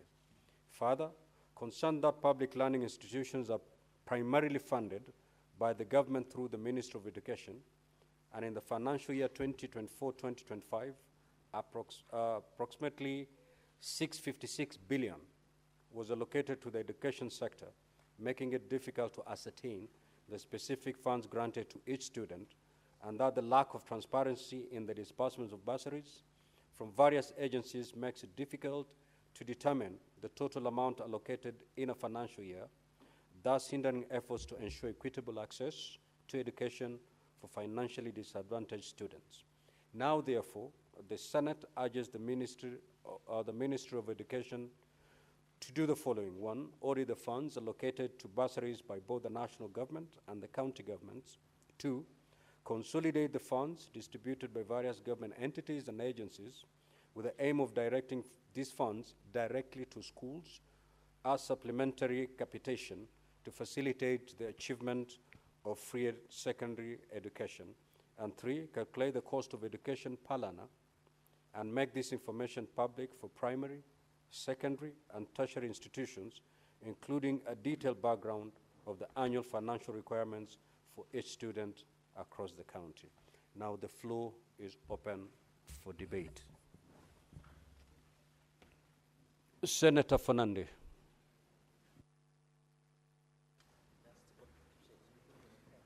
Thank you, Mr. Speaker. I want to thank Senator Karungo Adhangwa, the miracle senator from Kiambu, for this proposal. Mr. Speaker, I am aware there is an ongoing public participation by members of the National Assembly on the importance of entrenching national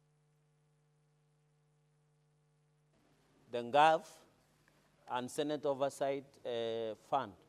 Mr. Speaker, the bait that public participation is being used is that if NCCDF or GAV is entrenched, then bursary will be available. Mr. Speaker, I agree with the prayers that we need to consolidate this bursary and make education free for all. You know, bursary has been reduced to tokenism. If you support an MCA or a governor or a member of National Assembly or a women representative, Mr. Speaker, you are given bursary. Why is it that out of 656 billion that is allocated to education, we still have many children who cannot access education in this country? Those are the hard questions, Mr. Speaker, that we must ask ourselves. And that is why it is important that we need to consolidate all bursary, direct all national government administration officials to ensure 100% transition rate, Mr. Speaker, for our children in secondary schools, in primary schools, now that CPC has been changed to CBE, called a curriculum-based education, Mr. Speaker, so that everybody can access education in this country, Mr. Speaker. Therefore, this issue of bursary has been reduced and weaponized for campaign political tool, where members of National Assembly, GAV, and governors are using it. In fact, Mr. Speaker, are you aware governors nowadays, and I don't know, Mr. Speaker, during your era whether this was possible, and when Senator Roba, where they want to use bursary as one of the key development achievements. While I agree human development capital is very critical, Mr. Speaker, it should not be the only yardstick that members of Council of Governors, the governors, members of National Assembly, and the government, Mr. Speaker. In my own opinion, I'm surprised there is a public participation to entrench. This is making education costly, Mr. Speaker. We must agree that the planners, Mr. Speaker, every day, every function I go to Nandi, you must meet one or two parents or a number who want support to education in terms of payment of school fees. Where did we go wrong? And I think the silver bullet in all this, Mr. Speaker, is consolidate the entire bursary fund, make education free and compulsory education for all Kenyans, Mr. Speaker, so that it becomes easy. And that is why even I saw some people saying Senate need oversight. Then we will, Mr. Speaker, we might end up being paid representation fund, legislation fund, oversight fund, Mr. Speaker. And I want to challenge members of National Assembly, because I have seen a commentary by one of the legal minds, and I was sitting with one of the senior legal minds today during power lunch break, Mr. Speaker. And we are asking ourselves the questions Kenyans are asking. Why would you want to oversight yourself? Muganga ajigangi, allow the indulgence so that I can drive the point home and hot, Mr. Speaker, is that even in my local language, sorry, Mr. Speaker, for mixing both languages, is that Mkinyosi ajinyoi, Ababa cannot shave his own head.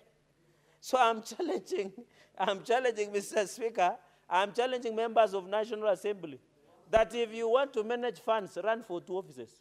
You either run for president or run for governor.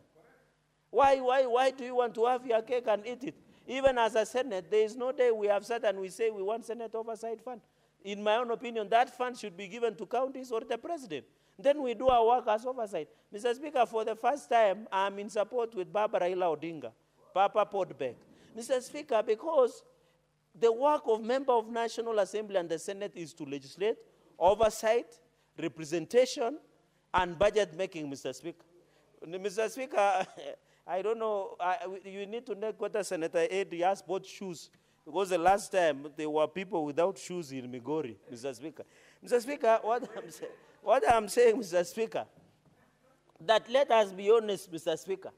If you want to manage funds, if you want to develop, sorry, Madam Speaker, run for offices that have such funds. Why trouble Kenyans? Mr. Speaker, with the constitutional amendment, this is not the right time to amend the Constitution as a country. We must be careful in this country that what we did wish If we wanted an hybrid on prior presidential system, and that is why would we want to give bursary as politicians? Just to allow political patronage? To enslave our children, Mr. Speaker? To fight to ensure our children are given because, Mr. Speaker, and I've had the small towns in the villages. You get somebody say, so and so, I did not get bursary because I didn't vote Mheshimiwa in. Mr. Speaker, we must be honest that this issue of bursary, we must consolidate, Mr. Speaker.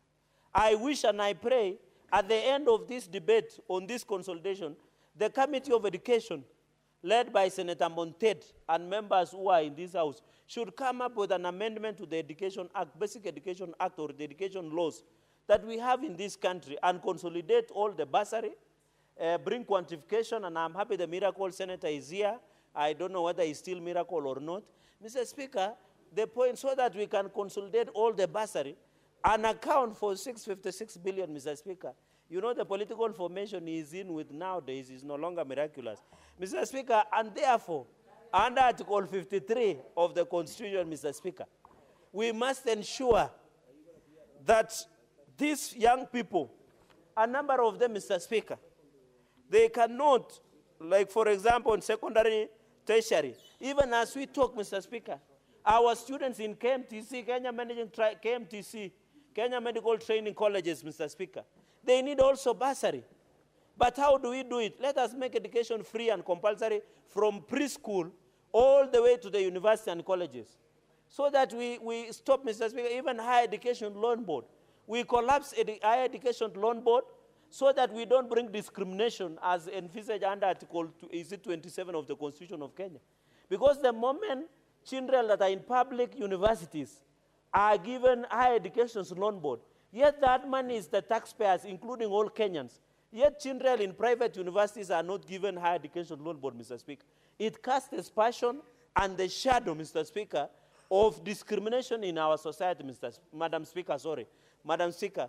It casts aspersions on discrimination of our children that access higher educations in this republic. Mr. Speaker, on the issue of capitation, that is prayer number 3, we need also to be told, because as we talk, Madam Speaker, Kenya private sector, Kenya Secondary School Sales Association have been complaining in lead capitation that is being given to either primary school or secondary schools across the country. We must calculate so that we don't need after, when that, you know, I find it untidy that after every opening of schools, you hear Kesha, you hear Primary Aids Association, you hear NAT, you hear Kupet, Madam Speaker, complaining that capitation is yet to be released. Even the worst, Madam Speaker, the other day is removal of hardship allowances. Hardship allowances, Madam Speaker. This should be the motivating factor for all public servants and also the teachers in our country. If you work in places like Mandera, and we have had opportunity of going there, where the airstrip, you land in nowhere. Madam Speaker, there is no airstrip. There is no electricity. There are only 3 generators. The generators, Madam Speaker, generator is functional. I'm told it is being switched on and off like Tamamble, Madam Speaker. And therefore, we must agree that, Madam Speaker, that the issue of hardship allowance to civil servants and teachers is very critical. For example, in Nandi, I have like 4 or 5 wards, like Terik ward, we have Chepterwai ward, Madam Speaker, we have Kapchorwa ward, we have Soba Songo, and largely part of Tindred, Madam Speaker, where because of terrain and challenges that are unique to those regions, they should at least be given what we call hardship allowances, Madam Speaker. You go to some areas like Kilifi, where poverty index is very high. A number of areas like Kerio Valley, Madam Speaker, where insecurity is there, and I know Professor Kamari is well versed with, Madam Speaker. All these places, they need motivating factor called hardship allowances. And I don't think there was lack of wisdom with the formulators of Public Service Commission that we should have hardship allowances, Madam Speaker.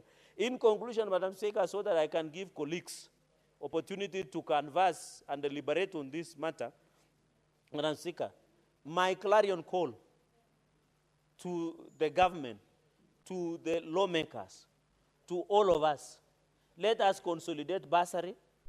Let us ensure all chiefs from Nyumba Kumi, From now, I'm happy the Mukasa and the Kokwet elders and the village elders will now be given token of appreciation, courtesy of President William Ruto's government. Madam Speaker, even the village elders will now be part. Anybody who wanted, if you are married, I was telling some people over the weekend when we were burying former senior assistant chief brigadier in Mgwen in Mukunya, that if you had married a village elder and you didn't have hope, there is hope now because that village elder will have salary. So if you had left your husband because he's a village elder, you should be motivated to come back. Let us now use that opportunity to ensure from Nyumba Kumi, the village elder, we now ask come to the village like my village in Kapkeben, somewhere in Mosoriat, Madam Speaker. Go and ask the local, my local assistant chief called Joshua Chirchir, ask him, why are children not going to school? And the education is free and compulsory. Then we ensure money is provided to the school. And I'm happy this is the conversation we are having in this country. Let us not use politicians to give tokenism in terms of bursary. We will create big divide. Education will be expensive, unaffordable, inaccessible. Yet under Article 53 and 55 of the Constitution of Kenya, it envisages education that is of good quality, affordable, accessible, and valuable, Madam Speaker. And therefore, we want to see more doctors like Dr. Bone Khalwale, people who are good practitioners, Madam Speaker, so that it comes into the future of giving this opportunity, Madam Speaker, number of lawyers and many other professions that we have in this republic. Speaker, finally, I would have requested the mover of the motion to amend and direct that Senator Karungo Wadhangwa, you should listen through the chair, that direct that there should be a special audit on the bursary that is being given. I'm told some members of National Assembly and governors, like my governor is notorious, he has changed Nandi from being source of champions to source of corruption, where they write a check and that check bounces, where they write a check to general that do not exist. They exist in up there, Madam Speaker. Let us do special audit. Let us be told, Madam Speaker, how many people use this money through special audit. And I think the mover of the motion, you should amend and ensure, you should stop listening to Senator Orwoba. Madam Speaker, I know she's still excited about what happened in Kisii, but you know, you should ask Senator Moses Masika Wetangula. The people you see in rallies and voters are two different things. Madam, and therefore we must amend that there should be special audit. There should be special audit. What's your point of order? There should be special audit. Just hold it.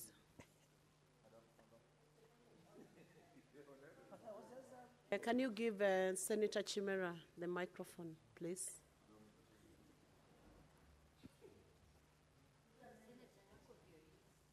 Oh. Madam Speaker, I rise understanding order 105, Madam Speaker. Madam Speaker, you know I also come from the great county of Nandi. Is a good senator from Nandi, Senator Cherargei, by association, Madam Speaker. Is a good senator of Nandi in order to allege that the governor from Nandi has been issuing bouncing checks to students from Nandi County, Madam Speaker, without any reasons to substantiate in this house, Madam Speaker. Senator Cherargei, you know that's a serious allegation. You need to substantiate. Please substantiate, and if you are not able to do that, you withdraw and apologize. Madam Speaker, Senator Gloria, maintain your peace. I have called Senator Cherargei to take the floor. You'll get your chance. Madam Speaker, while I appreciate it, that's a very serious point. In our culture, it is unheard of where somebody you have given your daughter to marry to question the person who gave, but that is beside the point. Senator I'm willing to Cherargei, table. you are out of order. Madam, there was and no we might end up marriage. penalizing him There under was customary no law. marriage. There was no marriage introduced in the point of order. I'm coming the to that status point. of Senator Cherargei is not in discussion under that Madam point Speaker, of order. Madam Speaker, I'm willing to be given time to substantiate by next week. But I want to advise him, if he continues questioning people who gave her gave him the daughter, we might, under customary law, which Constitution recognizes, we might add a number of cows so that he can pay. Cherargei, And Senator Aaron should be whispering such a Senator traditional Cherargei, obligation. are you listening to the chair? Yes. You are barred from discussing his marital status because it was not part of the point of order, and we are not quite sure whether Senator Chimera is married from the Nandi County.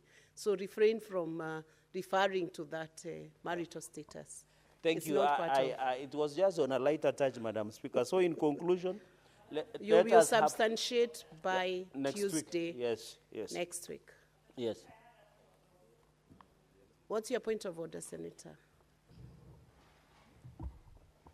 Madam Speaker, I stand under Standing Order 101, contents of speech. 101.4. No senator shall impute improper motive to any other senator or to the member of the National Assembly. Madam Speaker, I have heard Senator Cherargei mention me, and the motive, Madam Speaker, did not look like a good motive. Talking about that, I'm just excited because I don't know I went to which rally where. Madam Speaker, I would like for Senator Cherargei to clarify what he meant and if at all that was relevant on his debate. Madam Speaker, thank you. Senator Cherargei, do you want to substantiate that bit? Speaker, the point by Senator Gloria. Madam Speaker, in the words of Jean-Marie Seronar Martin Shukuku, how can I substantiate the obvious? It is a statement of fact. He spoke in Kisii, and you and me are in the same WhatsApp group. I will even send you the video, Madam Speaker, so that you see she was in that meeting. So Senator Gloria, yes, save me, Madam it appears to be a point of public notice. So I will allow Senator Cherargei to proceed on with this debate.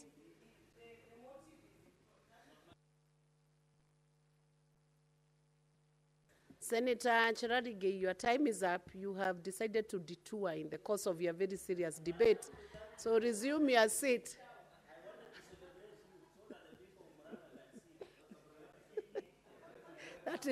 That is bribing the speaker, which is not acceptable.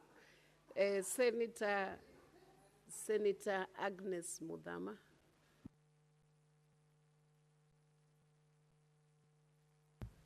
Madam Speaker, thank you for giving me this opportunity. Madam Speaker, asante kwa kunipatia hii fursa nikaweze kuchangia mswada wa bursary. Madam Speaker, mimi ningeomba kwa sababu ya yale mambo mengi yanahusika na mambo ya bursary. Madam Speaker, ukienda huko mashinani, ukienda kwa manyumba za members of parliament, utapata wajumbe, utapata Madam Speaker, utapata watu wamejaa kwa nyumba zao nje wakingojea bursary. Hata ukienda kwa MCAs utapata watu wamejaa kwa manyumba zao wanangojea bursary. Ukienda kwa magavana utapata vile vile. Madam Speaker, mswada ni mzuri, lakini Madam Speaker, kama ni kufutilia mbali ama kuondoa mambo ya bursary, Madam Speaker, ingekuwa kuanzia executive ama maofisi za juu kabisa, bursary ziondolewe, kwa members of parliament ziondolewe, kwa magavana ziondolewe, na zote kabisa ziunganishwe pamoja na zipatiwe ministry ya education, ili ministry ya education nao elimu yote ifanywe kuwa bure, kutoka shule za chepechea mpaka university, shule zote zifanywe kuwa bure, na mambo ya bursary na hata mambo ya pesa yoyote ambayo inapeanwa kupeleka watoto shule hata nje, zote ziwekwe mahali pamoja, kikapu kimoja, na hiyo pesa yote Madam Speaker, shule zote zifanywe kuwa free, ndio kila mtoto hata ule wa maskini kabisa asome bila kusumbuliwa. Madam Speaker, za hizi ukienda, kama sisi tunasumbuliwa sana na mambo ya bursary, na unajua sisi hatuna bursary, lakini watatupigia simu watuambie mtoto hajaenda shule nitumie pesa, na hatuna pesa za kuwatumia Madam Speaker. Lakini hii pesa yote ikukusanywa iweko kwa kikapu kimoja na shule zote zifanywe kuwa za bure, basi shule zitaendelea na watoto wote watasoma equally. Watoto wa maskini watasoma, watoto wa matajiri watasoma, na hatutakuwa na mtoto ambaye anafanyiwa harambi ama kukosa kwa sababu ati hajapatiwa bursary, hajapata nini. Madam Speaker, mimi ningeomba mwenye hii motion aone hata vile pia ataweka hiyo point yangu ya kwamba pesa zote kuanzia bursary zile zinapeanwa na executive na zote zile zinapeanwa na magavana, zote zile zinapeanwa na MPs na MCAs, zote kabisa zichanganywe pamoja na zote zipatiwe Ministry of Education na elimu Kenya iwe ya bure, ndio watoto wote waweze kusoma. Asante Madam Speaker. Thank you, Senator. Senator Mudigi Alexander. Asante Bi Speaker. Naunga mkono mjadala ambayo uko mbele yetu katika kamati ya Senate, lakini kuna mambo mengi sana katika hii mjadala inafaa iangaliwe. Kwa sababu Bi Speaker, tumekuwa tukipitisha ela siweze kwenda kwa county ama kwa national government, lakini mipango haijafuatiliwa na njia ile inafaa. Kwa hiyo Bi Speaker, hii mjadala inaongea mambo mazuri sana ya elimu, lakini mpaka iangaliwe na njia ile inafaa, kwa sababu tunajua katika nchi ya Kenya demokrasia mambo mingi mpaka irudishwe kwa mwananchi ndio aweze kuona njia ile atasema ni nda ama ni ukweli. Kwa sababu Bi Speaker, tumepitisha mambo mingi na mambo ile tunapitisha inaleta shinda katika kwa mwananchi, hata katika county government, katika treasury na katika kona zote. Kwa hiyo Bi Speaker, mpaka iangaliwe na njia ile inafaa ndio tuweze kuona kama itakuwa elimu kutoka mtoto wa chini mpaka wa juu mpaka university ya kona zote, kama itakuwa ni free education. Bi Speaker, mimi nitaunga mkono, lakini kama ndio tufike hapo mpaka tuende public participation ndio mwananchi aweze kusema taka aongozwe na njia gani. Kwa sababu Bi Speaker, tumeona mara mingi pesa ile tulikuwa napata inaenda kwa CDF, mheshimiwa anapeana bursary, tumeona county inapeana bursary, tumeona national government inapeana bursary, tumeona hata MCA anapeana bursary, lakini tumeona hiyo pesa haitoshi. Na pia saa nyingine hii pesa ienda ikawa tunaweza lalamika, na saa nyingine katika ile county na katika kona zote hii pesa haitoshi ama haifanywi mahesabu kulingana njia ile inafaa. Saa nyingine tunaweza laumu wale viongozi, lakini hatujaangalia nyuma wakati tumepitisha budget pesa inapotea wapi, iende ikawa treasury iko na shinda. Kwa ni mambo mengi sana ndio hii mjadala iweze kusaidia mwananchi wa Kenya mpaka kufanywa audit kulingana njia ile inafaa, na pia kusiwe wakati itaenda kwa Ministry of Education iwe hakuna mtoto yoyote ama msasi yoyote ataweza kuitishwa hela hata moja. Kwa sababu nakumbuka mambo ya competition, tumeona Ministry of Education Kenya mzima wamepatiwa pesa na treasury ama kupatiwa, lakini kumekuwa malalamishi. Unakuta kwa sababu watoto walipi pesa, unakuta walimu wakuu wa primary na wa secondary kumekuwa na vita nyingi, unakuta shule inafungwa mapema, ama unakuta watoto wameshinda njaa na mwalimu ana njia yote ya kufukuza mtoto. Kwa hivyo ningeomba Bi Speaker, hii mambo ya pesa, kwa sababu katika Kenya audit haifanyi kulingana vile njia ile inafaa weze kuangaliliwa. Bi Speaker, mambo ingine ningesema kuhusia mambo ya hela ni mambo ya pia wale walimu ama wale watu wako nje ya pahali ile county asinjiwezi kwa sababu ya njua kali ama hakuna maji, hakuna nini. Kama Embu County, Mbeere North na Mbeere South, tumekuta ile ni inji kavu. Unakuta mwalimu akiamka asubuhi ana maji ya kuoga, ana stima, hakuna hospitali. Unakuta walimu wengi katika Mbeere South na Mbeere North, unakuta walimu waenda kilomita kama 30.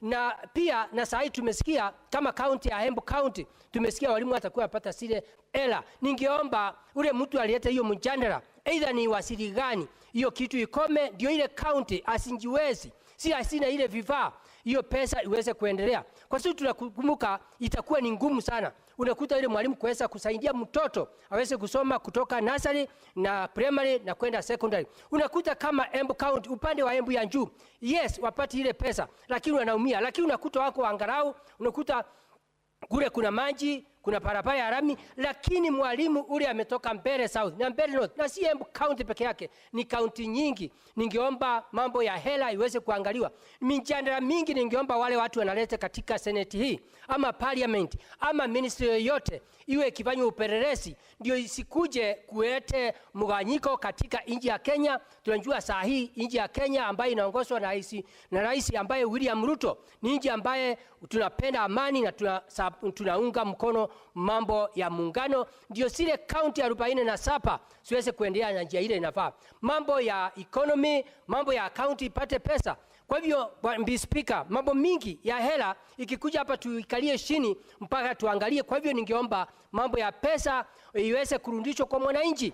Public participation, aseme anataka kupatiwa pesa namna gani, akisema ni mambo ya CDF, na akisema ni mambo ya county, ya governor, na MCA, na ministry, pia tuone itaendelea namna gani. Kwa sababu tunaweza sema iende kwa ministry, na ministry ilale kazini, ukute mambo mingi itafanyika. Lakini naunga mkono iwe siku ile itapitishwa kuwe ati kutasemekana ni free education na hakuna mzazi ama mtoto, either ministry imepeana pesa ama injapeana, shule zote katika Kenya iwe masomo itakuwa ni free education. Kwa hivyo Speaker, ni mambo mengi tumekuwa tukichungulia, hata unakuta tunapitisha pesa, tunasema county ipatiwe pesa, pesa inakataa kupeana pesa. Walimu wengi wameteseka, wakati wameenda retire hakuna pesa. Kwa hiyo before tupitishe hiyo maneno, mpaka Speaker, hii mjadala wa hii mambo ya elimu iweze kuangaliwa na njia ile inafaa. Kwa hiyo Speaker, mimi nakataa na hii mjadala. Asante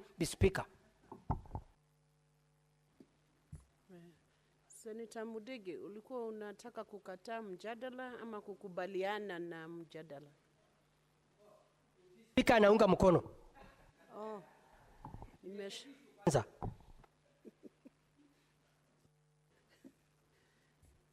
Okay, asante Senator Mudigi. Senator Okoiti Andrew Mutata.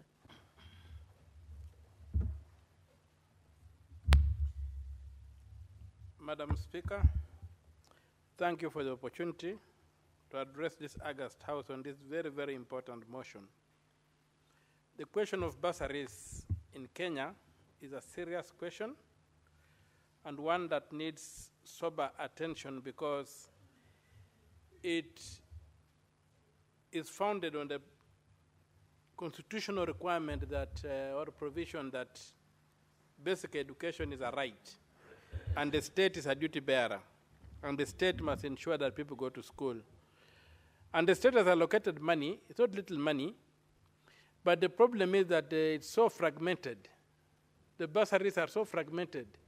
You have some going through the ministry, others going through the various cadres of politicians, others even going through the Jomo Kenyatta Foundation. And basically, the basic concept of a bursary is that a bursary is given for needy students. It's not like a scholarship. And the distinction between a bursary and a scholarship needs to be made clear. Because I've seen some allocations, people saying they are financing bright children. A scholarship is what is given on the basis of academic excellence as a grant. A bursary is given on the basis of economic need. So there's been a misconception in our counties on the ground whereby you'll find mainly the MPs. Sometimes they give bursaries on the basis that this is a high-performing kid, therefore it qualifies for a bursary. No. A bursary is given on the basis of the education being a right and some people being unable to access it. And as a duty bearer, the state steps in to make sure that that right is realized for all. Now, with the fragmentation of our bursary and the personalization of the bursary into the body of the politicians handing them out, you find that we get major problems whereby bursaries tend to be given out. First of all, in an opaque manner, you don't know how much money has been allocated. There's no system of accounting for it. There's no system of auditing it. And then number two, the amounts given are very, very small. They cannot change anything. And because politicians are out for numbers, they can even put up a tent and invite millions of people to come and be given pittance in exchange for support. And then, of course, it's a big media event.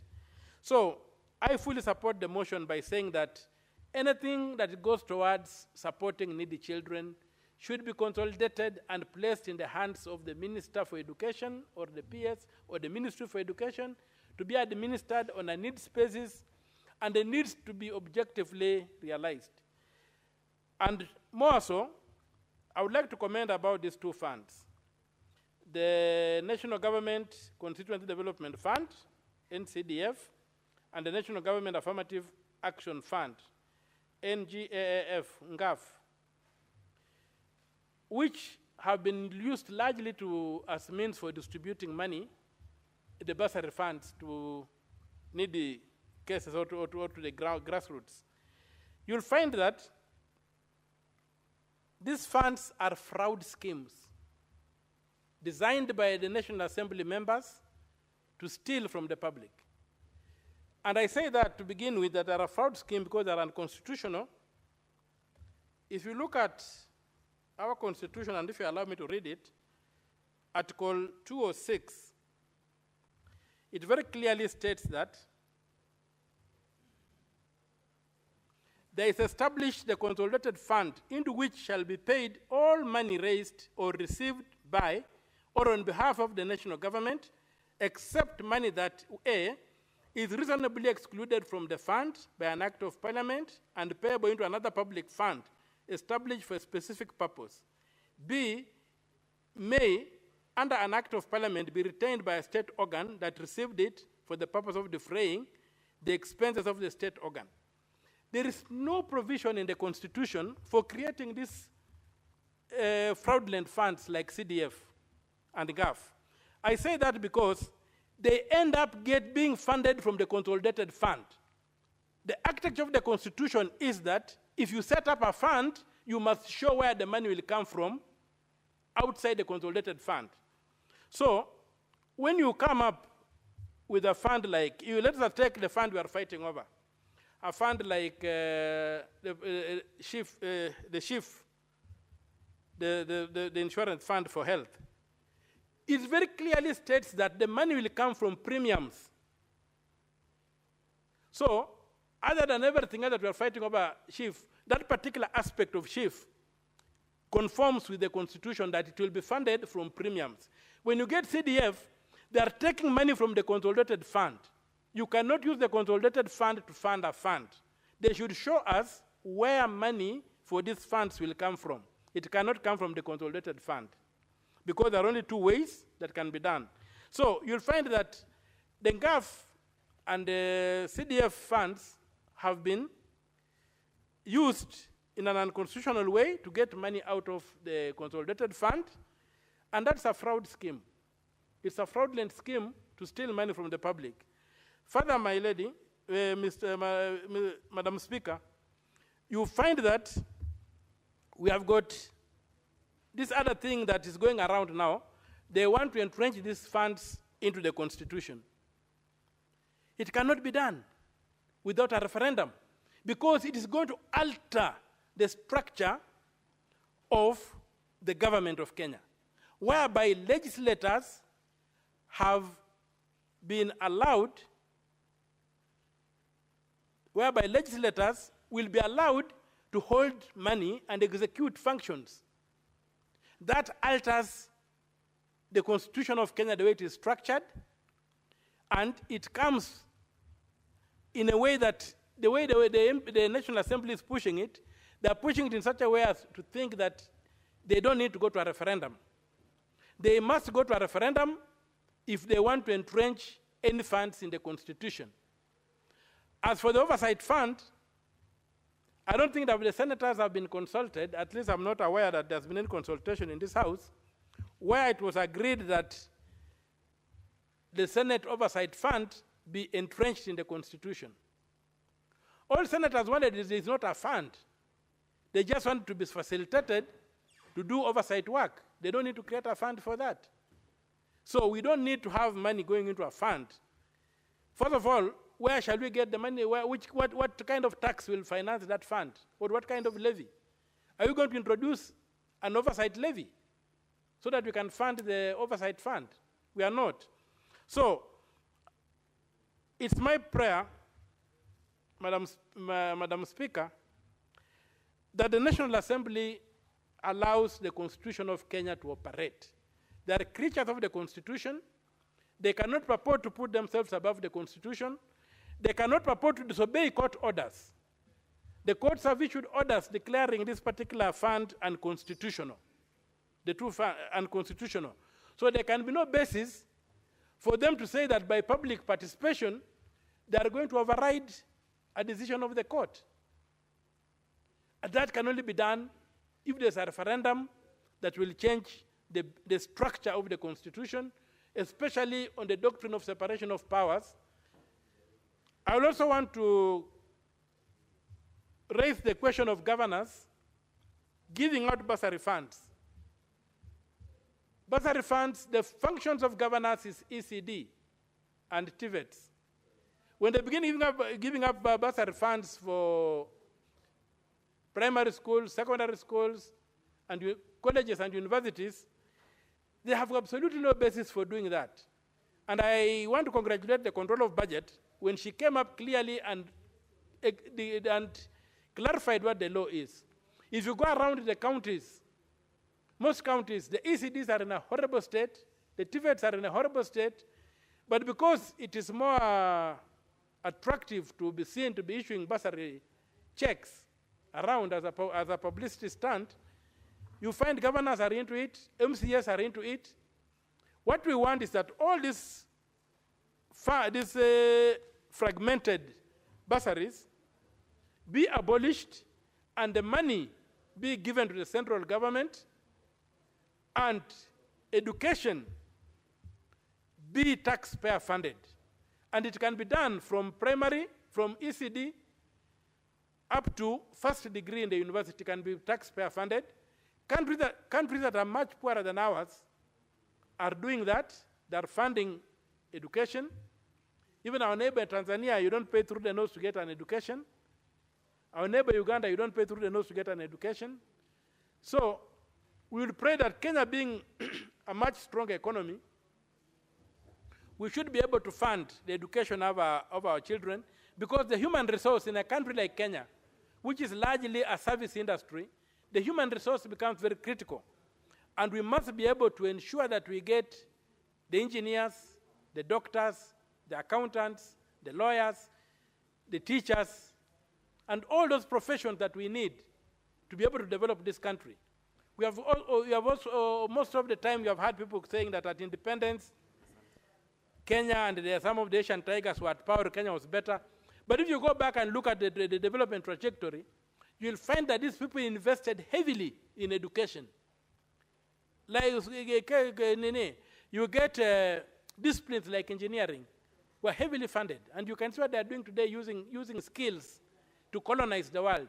The Chinese are colonizing us here using skills. They're building amazing things. They embraced education. They funded their education. Today, you get that somebody trying to be a doctor has to pay through the nose, has to be dragged through the mark to be able to get a grade. We cannot develop this country unless we focus seriously on the youth and their right to education. And that right must be taxpayer funded. We are not at a point where we can enjoy the luxury of saying that let education be accessible to those who can pay. No. We must have education for all, so that irrespective of where somebody is born, if he is our Einstein and is born wherever in this country, he must have an opportunity to be tapped. He must have an opportunity to develop. And so, as I continue supporting this motion, I urge that we consider the possibility of introducing taxpayer-funded education. And the motion could be expanded to include that, going forward, the national policy, the public policy of the Republic of Kenya on education should be taxpayer-funded education from ECD up to first degree. And I say that because when you look at why the Constitution wants people to pay, like under Article 48 on access to justice, it says give the fees, but let the fees be affordable. When you come to the rights of the youth to education, there's no fee expected to be paid by the consumer of the right.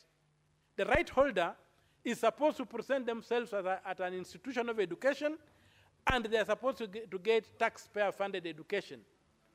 They should not go queuing and begging politicians to be given a pittance in the name of accessing higher education or accessing any form of education. So I fully support this motion and pray that this House adopts it with the necessary amendments to entrench the requirement that education be taxpayer funded.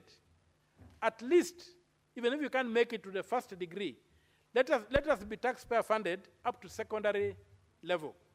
And when it's taxpayer funded, it should cover everything, not just tuition. It should cover even school uniform and school books. And we should return a system whereby school books or the school equipment are clearly branded to avoid theft and misappropriation. So I really urge this House to support this motion to ensure that we get away from the idea of even having bursaries, because in our country where people are that poor, everybody is so poor, if you look at your messages as an MP, you find that the biggest demand is people asking for support towards education. Let us give the people taxpayer-funded education, and let us do it through the central government, which is charged with the primary, secondary, and tertiary education. Let us do it through the line ministries, and not through NCDF and NGAF. The other thing is that we have got a budget-making process. Article 220 of the Constitution and 221 guide us on how we make our budgets. There's no procedure for having two parallel budgets. When an MP makes a budget under NCDF, where is that budget approved? Yet, the budget is supposed to be tabled in Parliament, approved. Your time is up, Senator Okiya Mutata. Senator Boni Halwale. Thank you, Madam Speaker. Madam Speaker, I rise to strongly support this very important motion and wish to appeal to the distinguished senator from Kiambu that after all that narration, when you come to the conclusion where you are now making resolutions, I beg you, you drop Resolution 1, Resolution 2, Resolution 3, and replace it, Madam Speaker, with the provision that so as to make education free. Free. And these things have been tested. Senator, when you're still a young man, in 2002, the country elected Mwai Kibaki as president and Wamalo Kijana as his deputy. And for 10 years, the children of the Republic of Kenya enjoyed free primary education. It's doable. Madam Speaker, in view of the provisions of Article 21 of the Constitution and Article 43 of the Constitution, 43 says that every person has a right to education. And 21 says that Parliament will take legislative, policy, and other measures to make sure that any right given under Chapter 15 is realized progressively. I therefore want to appeal to the mover of the motion that let us realize free education by progressing with starting from primary, then secondary, and eventually university. There's no greater calling.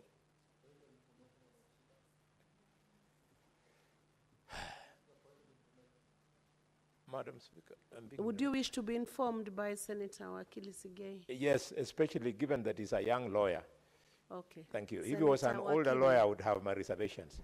But young lawyers in this country are fantastic. They are corruption-free. Therefore, I love listening to them. Let him take the floor. Thank you very much, Madam Speaker, and thank you, Senator Boni, for accepting that I inform you. It is indeed not really an information sort of. You have made reference to Article 43 of the Constitution, which provides for, which you made mention that it provides for education. I'm sure you meant Article 53 of the Constitution, so that the record of the House gets you right. Make specific reference to Article 53 and not 43. That must have been an error. Thank you, Madam Speaker. I'm so guided. Madam Speaker, this is a very serious matter. And I'm so forever indebted to this senator, distinguished from Kiambu, that you have drawn the attention of the country. Bursary and its administration is expensive, it is wasteful, and it is a conduit for mega corruption. Mr. Speaker, by the time money leaves the National Treasury to go to either CDF or the CDF that the women MP control, or to the Department of Education where the Office of the President controls some of it, there is an administration cost. And over and above that, the people involved, because Kenyans are starting to become inherently corrupt, they exercise their own little piece of corruption. I therefore propose, Madam Speaker, that this administrative cost that occasions wastage in hundreds of millions, this corruption that occasions loss of million shillings meant for bursary, be eliminated by simply all this money being left at the Ministry of Education for the Ministry of Education to offer free education. We can start, Madam Speaker, with an experiment of adding to what Kibaki had already proven, that you can make education in primary schools free. Then we add on by making it also free in secondary schools. If it stabilizes, then the next government after President William Ruto, be it after 2027 or after 2032, then that government will be able now to roll out free tertiary education as free. Madam Speaker, we as the representatives of our parents, as defenders of our counties, we want to insist that Kenyan parents are ready to feed their own children. They are ready to buy them uniform. But the other appendages of education must be borne by the government. And by the way, let the people at the National Treasury know that the money that they give out is not their money. It is public money that normally ends in the consolidated fund after realization from tax collection. Madam Speaker, it saddens me that despite the governor having funds for bursary, the MP, the MCA, the woman MP, the Office of the President, despite them having that money, every Friday I go to Malinya. The first thing I meet is little children coming to my home because they know when they come home, I share the little I have to afford them 1,000, 2,000 shillings from my salary so that they can enjoy education the way my own children enjoy education. I therefore want to thank God that He has given me an opportunity to sit in this job, and I want to thank equally the government for paying me a salary that allows me to respond to these children. But when I do that, Madam Speaker, I know I'm wasting time because the population of Kakamega is 2.5 million people. So when I reach out to a handful of children, I am wasting time. I should use my time better by insisting on this floor that education in the Republic of Kenya must be made free. How can we allow ourselves to underperform relative to a small country like Burkina Faso? The young president in Burkina Faso, Ibrahim Traoré, is rolling out free education in his country. Traoré is supposed to be learning from Kenya and not the other way around. We owe it to our people. We are their leaders. We draw our allowances and salaries from their taxes, and therefore we should not be deterred. Our objective is that every Kenyan child must access education. Let the country know that the counties with the highest levels of literacy, Kiambu, Kakamega, Nakuru, Machakos, Nairobi, Murang'a, Kirinyaga, Nyeri, those same counties with the highest level of education are the countries with the lowest, the counties with the lowest rates of poverty. So educating children is a proven method of fighting poverty. Madam Speaker, I celebrate this motion because somebody once told me, I think it was, yes, it was the late Gaylord Avedi. Gaylord Avedi, Mr. Speaker, is a former permanent secretary and former principal of Kakamega High School, where I went to school. And he told us that education will equalize you boys. He used to tell us that it is the social equalizer. And he used to tell me this, and I can tell you for sure that it was great music, because in a school of 800 children, I was the only one who was walking in school without shoes. But he used to tell me, you will be equal to these colleagues of yours. And I have become equal to them. I don't want any child, because of being denied education, to fail to realize their potential, Madam Speaker. Madam Speaker, I want to end this conversation by appealing to my governor that the advisor on youth affairs, Mr. Emmanuel Makoha, and the CEC in charge of education, Mr. Moffat Mandela. Madam Speaker, they move around social functions in their area of birth in a section of Kakamega, and they read out the amounts of bursary rolled out to schools in those areas. But when you come to other areas far removed from where they come from, Madam Speaker, this kind of announcement is not made.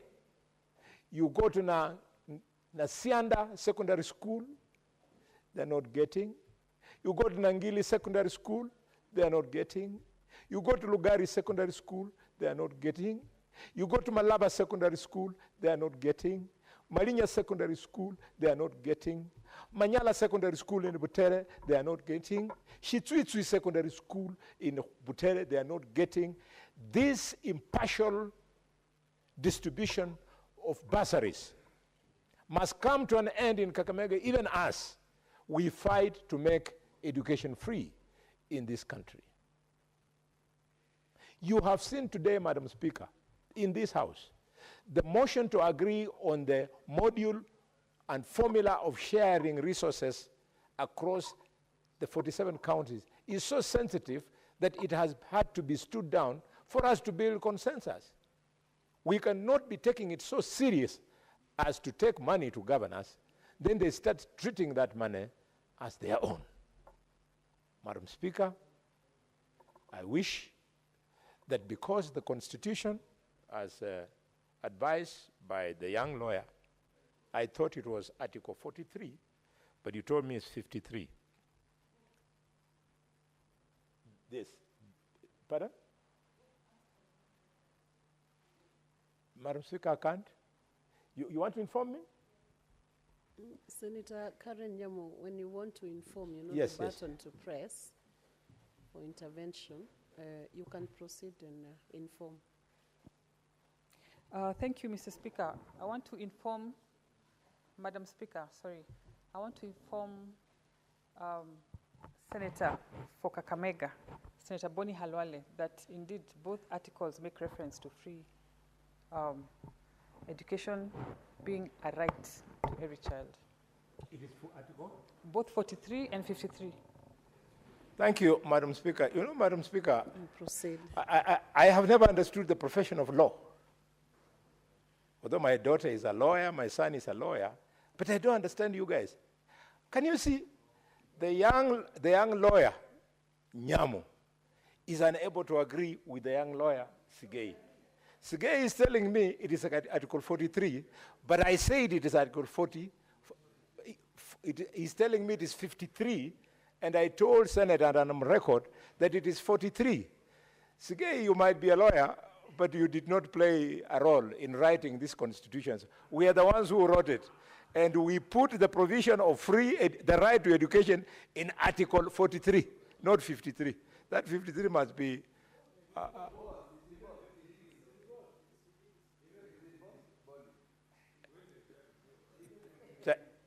Thank you, Madam Speaker. Did you hear somebody who who sells waru? Madam Speaker, can you give me a minute? I conclude. Our waru seller is challenging a son of a Changa brewer, so I don't know who to. Senator Boni, if you had not attempted to attack lawyers, I would have given you 1 minute. But proceed and take the 1 minute. Thank you. The Senator for Kiambu. This is very important. Members of the National Assembly, stop being myopic. You are free. Go and hang on CDF. I don't mind. But free bursary from your hands. Let education be free. I support with amendments. Thank you. The debate on who is right, Senator Boni, between Senator Wakili and Senator Karen, will be continued, maybe at the lounge. But there is a possibility both could as well be right.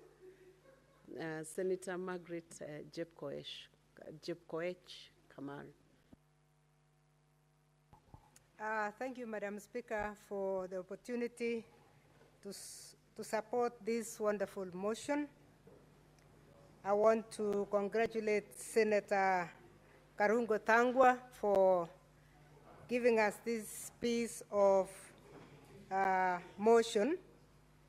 And as I thank him, Madam Speaker, we realize that we have not unpacked the Constitution of Kenya, because the Constitution is the masterpiece of the law in this country, and we need to unpack slowly by slowly. Today, Senator Thangwa has dealt with 53(1)B. We still have other things, rights of the children, that have not been touched. When we talk of the basic nutrition, the right to basic nutrition, shelter, and health care, how do we monitor? How do we measure? I'm saying that, Madam Speaker, because all these are related and they are tied. And if we can free parents from paying school fees in primary schools, that is when we can go to sea. That is when parents can actually give their children good nutrition. But right now, we are attacking the little resources that the parents have to pay school fees. And while we are doing that, Madam Speaker, we should be aware that as a country, we have obligations that are internationally in nature. And we should ensure that we comply even with the international laws. And I just want to read one that came from UNESCO, where I used to attend. And in 1999, in fact, I attended as a representative of Moi University when discussions on free education was done.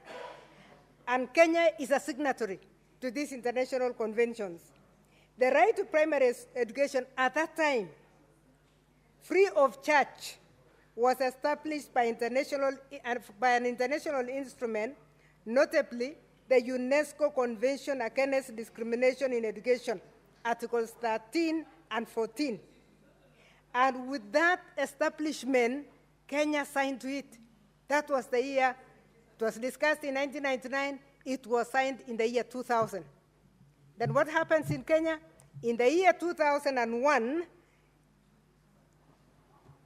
in the year 2003, Kenya actually becomes one of the 5 countries in sub-Saharan Africa to attempt to give free education.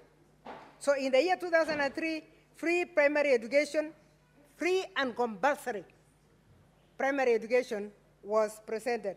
The Senator of Kakamega has stated how it started. Kenya was celebrated alongside Malawi, Tanzania, Uganda, and Tanzania in the year 2004 because they had made a very huge step forward. And as I said, unless we actually implement that, the other rights of the children will be watered down. C, D, and E. Only parents who are free from paying school fees can give their children balanced food. Because where do they have to prioritize. And when you are prioritizing, these school fees issues and children coming home and crying that they are at home when their friends are in school will force the parents to pay school fees and feed them less. And that's why when we look at this motion, let's look at it in light of the other motions. And let's unpack this constitution properly. Madam, I really support this, Madam Speaker, because it is what we should have continued to pursue. The conventions, as established and as signed by Kenya, still talk of the right to free primary education. In fact, in the year 2001, in UNESCO, it was very clear that we were going towards a 2015 when no child should be at home.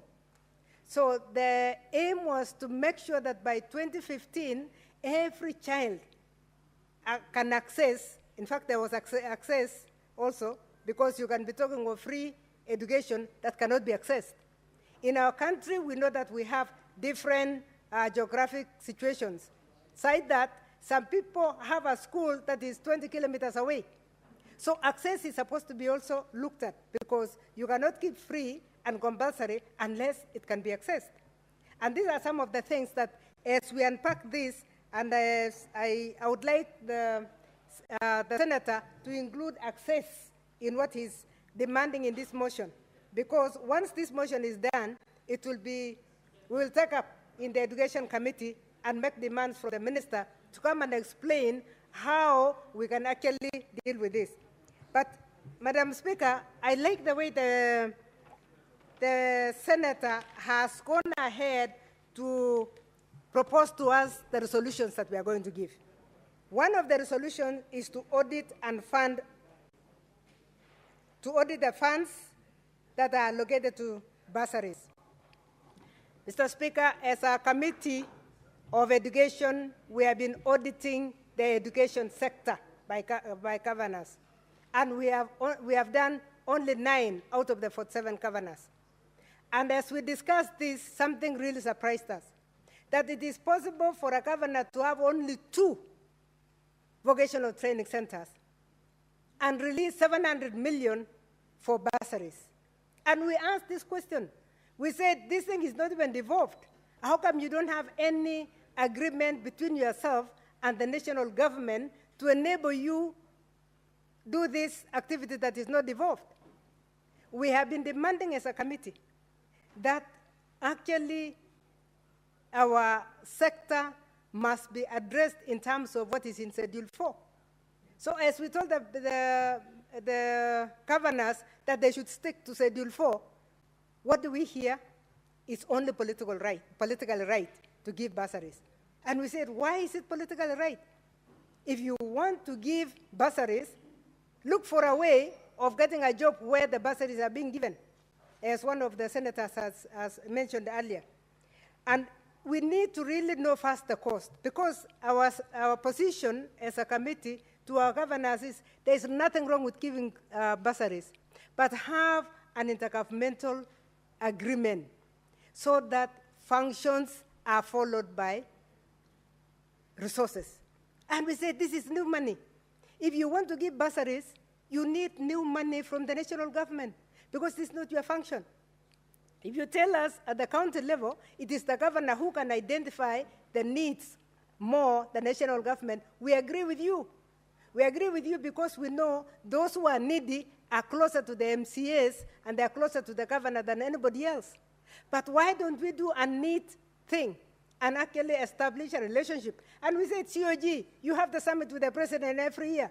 What do you tell him when you go to the summit, if this is not an agenda for you to discuss? And this is why I really agree that if there is need, if they must give that, it must be consolidated. But the best thing is the answer that Senator Tango has given us, that instead of discussing bursaries and making children to be at the mercy of parents who have disagreed with chiefs, parents who have disagreed with MPs, because that's exactly the reality on the ground. We are being told that not everybody gets, and we got this from the same governors. When we asked them, members of parliament are doing this job and they're blaming you for following them all over. The governors, what did they tell us? They told us, you know what? MPs are a bit discriminative, or the chiefs are not identifying everybody. So why should we allow a child to be at the mercy of a chief, a child to be at the mercy of disagreements between a parent and a member of parliament?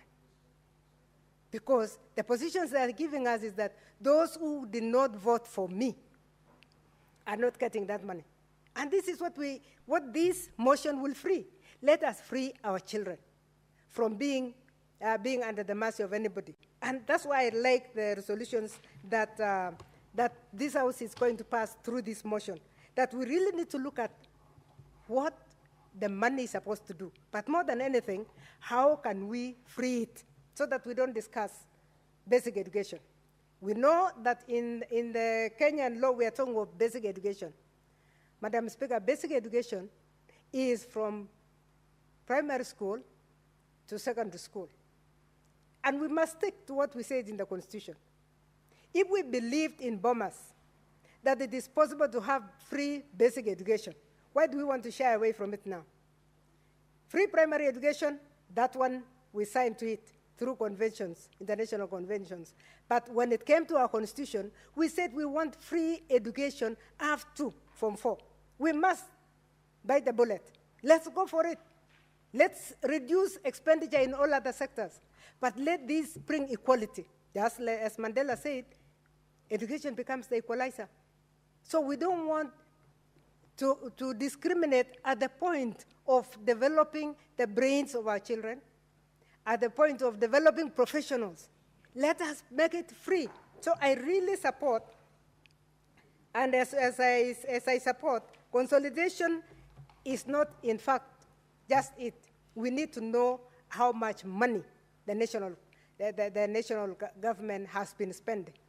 Because when members of parliament through CDF talk about these bursaries as the only thing that has been given out to families equitably, we want to make sure that through this motion, we should make sure that everybody gets it without being pre-qualified by a chief, pre-qualified by an MCA, pre-qualified by a member of parliament.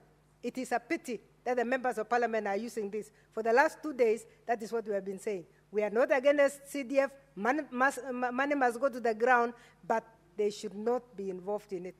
We need to have committees that can deal with CDF who are independent of oversight.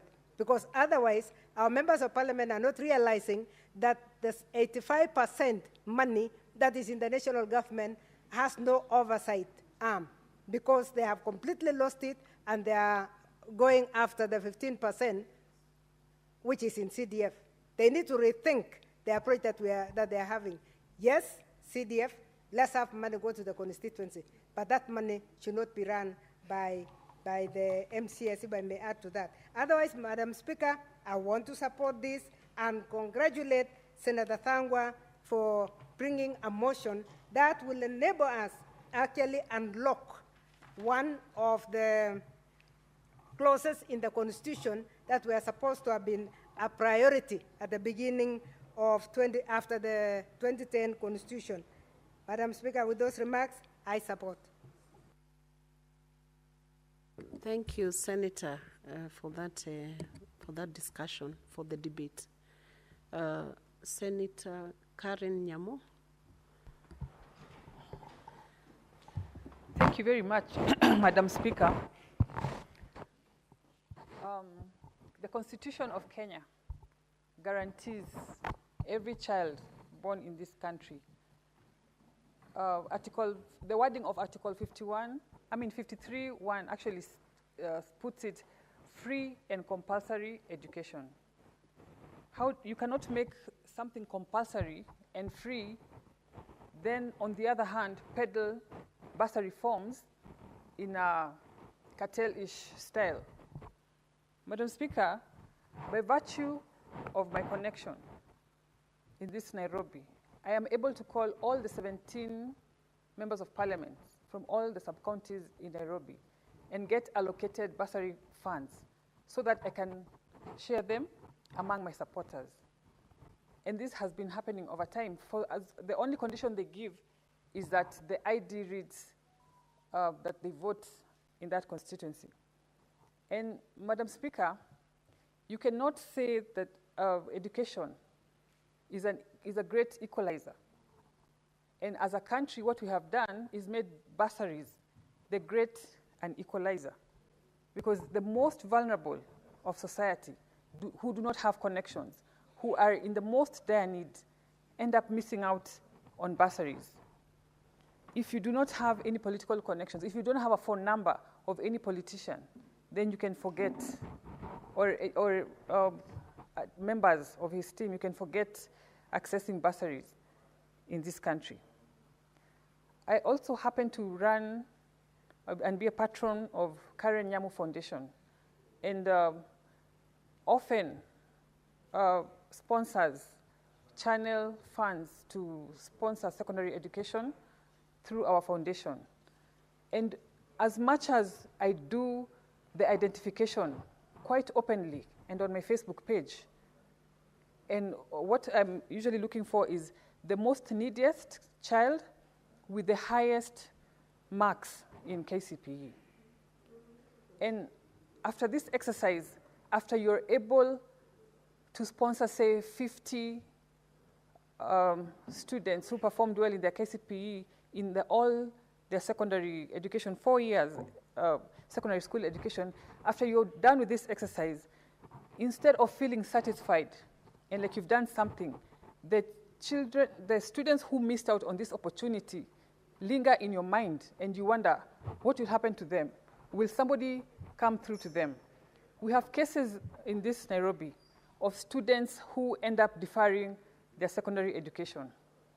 They go up to Form 2, and they are unable to fund due to poverty, and they drop out, and when they get some assistance, they go back again after a year. And Madam Speaker, this is not something that we should be condoning as a society. This motion is a reason why we exist as a house. It's some of the reasons why we exist as a house, Madam Speaker. The motion is very progressive. it is going to ensure that we create a level playing field in the country and to give every child a chance at education. While we're at it, Madam Speaker, as a House, we need to come up with radical changes in our system of education.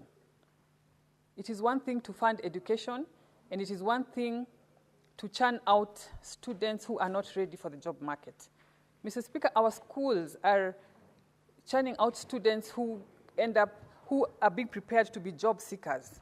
We need to inculcate a culture, an entrepreneurship, an entrepreneurial culture right from the education system, Madam Speaker, so that by the time they get to the TVET, even the attitude has changed, because right now it's even embarrassing to go to TVETs because TVETs are considered institutions for people who did not pass or who could not be able to get the mainstream or traditional courses, Madam Speaker.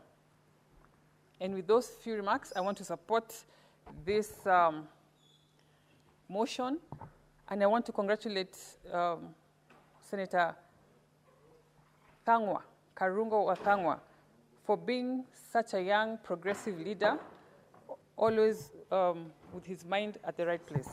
Thank you, Madam Speaker. Thank you, Senator Karen. Senator Okech Edigishero, Migori County.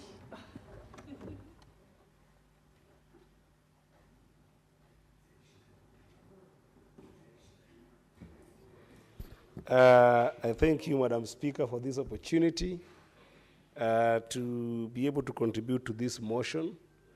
I think this is the most straightforward motion that I've seen in this House. And it shows very well that despite the challenges that the sponsor of this motion has had in terms of political wellness, he still have got some cadence to be able to deal with the setbacks of politics and be able to focus on legislation that can move the country forward. This is a forward-thinking motion that the Senator of Kiambu has pushed in this House that actually repurposes him from the challenges of politics that have been wavy for him, at least in the last few months. So this is very much welcome, and I really appreciate it.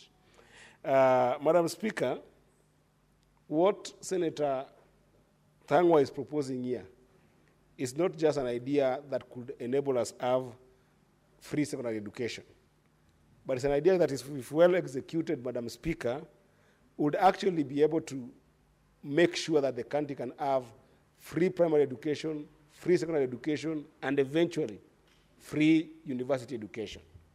If our leaders are bold enough and stop the greed of managing resources for the purpose of mostly benefiting them and not benefiting the people, then we can actually have free secondary education and free university education. Why am I saying this, Madam Speaker? When Senator Thangwa started this conversation, I remember I was in this House, and he did some math, and I hope that when he'll be standing to respond, he should never forget that math. He did some math on the amount of bursaries that we have in this country, the different bursaries that we have in this country, starting from the MPs who are spending quite a number of billions to give out bursaries. Then we have seen governors, despite the fact that the Constitution does not allow them to give bursaries in the context that the secondary school, primary school education, as well as university education, are not actually devolved. They should not be spending the budget that is meant for devolved functions into national functions. We've seen governors spending not less than sometimes 400 million. Even in smaller counties that we have seen a number of senators trying to fight for to get monies, like Lamu, they spend 400 million a year on bursaries. Now, some counties, Madam Speaker, have gone ahead to spend to a tune of $1 billion in this monster called bursary. I understand the sense of access to education and how this could help. But, Madam Speaker, if you take a wave and just go and dissect clearly how this bursary is manifesting in our communities, Madam Speaker, you realize that there's a lot of seepage in terms of wastage and leakages of those monies structurally, to the extent that that wastage alone between members of National Assembly and governors in terms of delivering that bursary, Madam Speaker, what ends up reaching schools cannot essentially keep children at school. Now, Madam Speaker, when you look at the capitation that is needed for secondary education, currently it's at about 65 to 70 billion. That's 65 to 70 billion, Madam Speaker, assumes the fact that it is day schooling that is financed at about 22,000 shillings per student every year. If you do the math with about 4 million students, Madam Speaker, you realize that the amount of money that is just between governors and members of National Assembly is actually more than the capitation needed for secondary school education. Now, Senator Thangwa, when he was presenting this idea of consolidation of bursaries, brought to the enlightenment of this House bursary funds that are being managed also in the office of the Deputy President, and sometimes in the office of the President. Then it ended up being a tokenism system, Madam Speaker, that the sense of it is not access to education, but the sense of it is for glorification of the political class that are administering that bursary. Why am I saying that? I'm saying that because you can go to the defective nature of these bursary allocations in different factors, that then if you track them, you'll see the leakages I'm talking about that can save us money to make the entire education problem in this country free, right from primary school education, in fact, right from kindergarten to the university level, Madam Speaker. Let's start with the first one, Madam Speaker, the inadequate funding of students.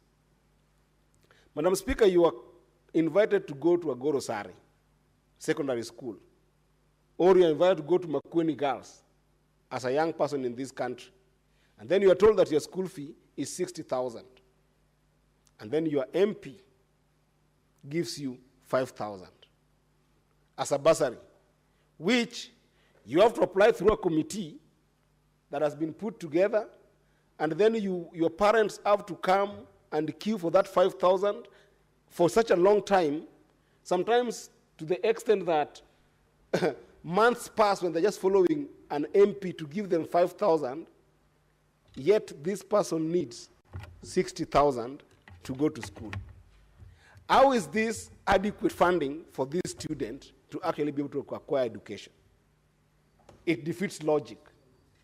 It defeats logic when a student who is to raise 60,000 and sometimes 100,000 is given 5,000, and at the very best, because most of the governor's scholarship, apart from only one, Madam Speaker, that I've seen, that is happening in Mandera County, where they're actually doing what we call education financing for all their children, all governors are not giving anything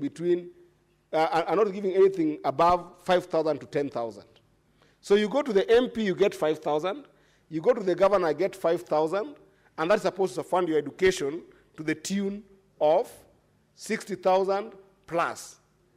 Yet the capitation that is needed, if this was defrayed from governors and from MPs, they would actually be able to finance the entire 60,000 or the entire 40,000. So the first thing about bursary fund that I wanted to say, Madam Speaker, is that it's a sense of financing education is not feasible because it's not giving these young people enough money to go to school. 5,000 cannot be able to finance people's schooling, even at day schooling, Madam Speaker. The second thing, Madam Speaker, about the structure of bursary as it manifests between the governors and MPs that who are offering them is political interference, Madam Speaker. Bursary by its nature, it has become a political funding mechanism. It is funded to people, for instance, who have voted for a particular politician. It's not need-based, it's not merit-based. What does that mean, Madam Speaker? It means that people who sometimes are the most needy in our communities, or the ones who have merited for this kind of financing, which is a pseudo scholarship somehow, do not get to be financed. Thirdly, Madam Speaker, is the issue of corruption. when you look at leakages in bursaries, Madam Speaker. For instance, you will find a number of instances, and I don't want to point particular areas, but if this motion is to go very strongly to get some concurrence of the National Assembly, we can give data in a number of constituencies where, Madam Speaker, you'll find that a member of parliament, for instance, who wants to vie for governorship and has got the kitty for bursary, can choose to allocate that bursary to students who are not from his or her own constituency. Why? Because it's a political financing. And then they'll use it for campaigning in constituencies that are not their own. Or in some instances, Madam Speaker, there are situations where those members of parliament can easily collude with teachers from other places and then pay for this money for ghost students and then get kickbacks from those monies. This is a leakage area, Madam Speaker, that makes sure that this money does not get to the right students. Another issue, Madam Speaker, is just on the untimely disbursements of these bursaries. The reason why I like this motion particularly is because if you consolidate this bursary into one national kitty that is supposed to just finance education system, when capitation is done, all schools receive those monies directly to them. The problem with the structure of the bursary the way it is currently, Madam Speaker, it is dependent on the mood, the routine, the schedule, and the likeliness of the MP to give that bursary. To the extent that you'll find that a student who is being given bursary today, Madam Speaker, I just want to seek your indictments whether the debate was limited. Was it limited? Was the debate limited, Madam Speaker? Hey. Okay. Senator Yeah, so Eddie, you know the procedures in this house. I do. When I your just time is up, the light turns red immediately and the microphone goes off. Thank you, Madam Speaker. So I wanted to say, Madam Speaker, that the untimeliness of disbursement, Madam Speaker, does not guarantee that kids and schools get this money on time. And Madam Speaker, the schools that these monies go to, at some point, Madam Speaker, they need to deal with issues of food, they need to deal with issues that need supplies. And if there is untimeliness, disbursement of this bursary, Madam Speaker, it does not only inconvenience our children, but it also does inconvenience the school. Another issue, Madam Speaker, here is the fact that if you are doing a bulk financing of education, consolidated financing of education, it's very easy to align incentives with the students' performance at schools. Because you can easily, as a government, articulate what your expectations for those students are. And we have seen this working very well in countries like Morocco, where, and even Botswana, Madam Speaker, where education funding has been consolidated to the extent that the government is very clear about their expectations for you as a student. On this bursary thing, Madam Speaker, the MPs and the governors cannot articulate what their expectation for excellence is for these students. Therefore, it becomes no investment at all. You put money because of political reasons, you give it in terms of as if you're giving Panadol to students, and you degrade their families by aligning women especially, and sometimes men, to come and get this money from MPs, but then you do not align this with the performance at school. They can't track how the students are doing, they can't track whether they are performing well, or whether they dropped out because they could not be able to pay for the balances that they have. So there's no expectations at all in terms of what becomes the return on investment that we are putting by giving out these bursaries. Lastly, Madam Speaker, the idea of giving bursaries as tokenism or as a gift by a political class that has been given the mandate to lead by the people is so degrading that it actually undermines the idea of right to education, whereby you will go and give these bursaries the way it is given currently, that is an MP who has done you a favor. It's the governor who has done you a favor. And then sometimes, because of the lack of proper criteria, Madam Speaker, there are people who are segregated because of wealth gaps. You get that if your family is profiled like this family has got more wealth than the other, then you are denied that bursary on that basis. But the problem with this, Madam Speaker, is this. Whether you come from a wealthy family or a moderately wealthy family or a very devastated family and destitute family, you need to have right to access to education. And therefore, the issue of bursary must move from just the idea of tokenism to actually a basic right to education that is enshrined within our Constitution, so that every single child can be able to actually have that right, whether you come from a well-meaning family or a poor family. You must be able to access this funding for education.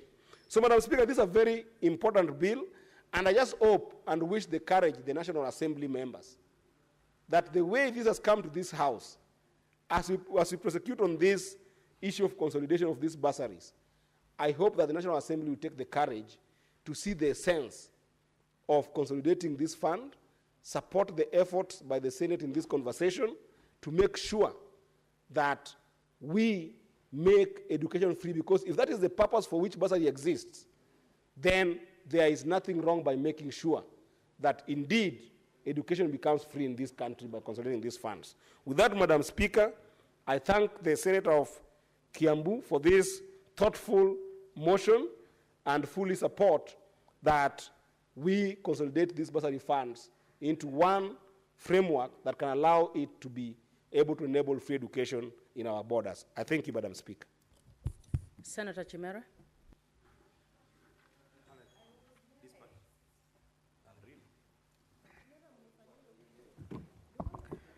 Thank you, Madam Speaker, for this opportunity to contribute to this very amazing and wonderful motion by the good senator from Kiambu, Senator Karungu Adhangwa, also known as Wamunyoro Express.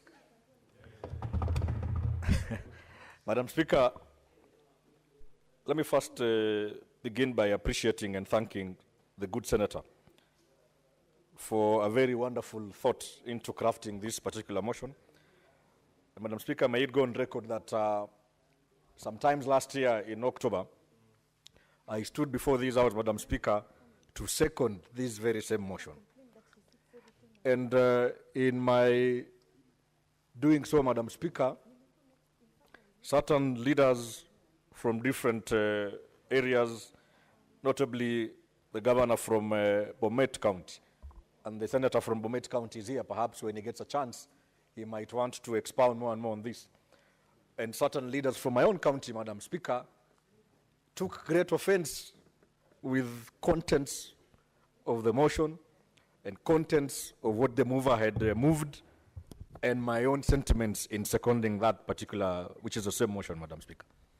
Madam Speaker, I want to go on record that there is no single senator in this House that will be foolish enough to oppose the current regime of bursaries as is now, Madam Speaker, because it still affords a chance for our children to get basic education, Madam Speaker. Let it go on record, I, Senator Raphael Chimera Mwinzagu from Kwale County, Madam Speaker, I am not calling for the absolute scrapping of bursaries as is, but what we are trying to engage in, Madam Speaker, is a discourse, is a conversation, ably brought forth by Senator Rango on steps, measures towards making sure ultimately that Article 43, Article 53, Article 55 of the Constitution has true meaning to our children, Madam Speaker. That ultimately there will be free basic education to all, Madam Speaker. Madam Speaker, I want you to underline the word free and the word all, because the current system of bursaries, Madam Speaker, as it is, does not guarantee free education to all students.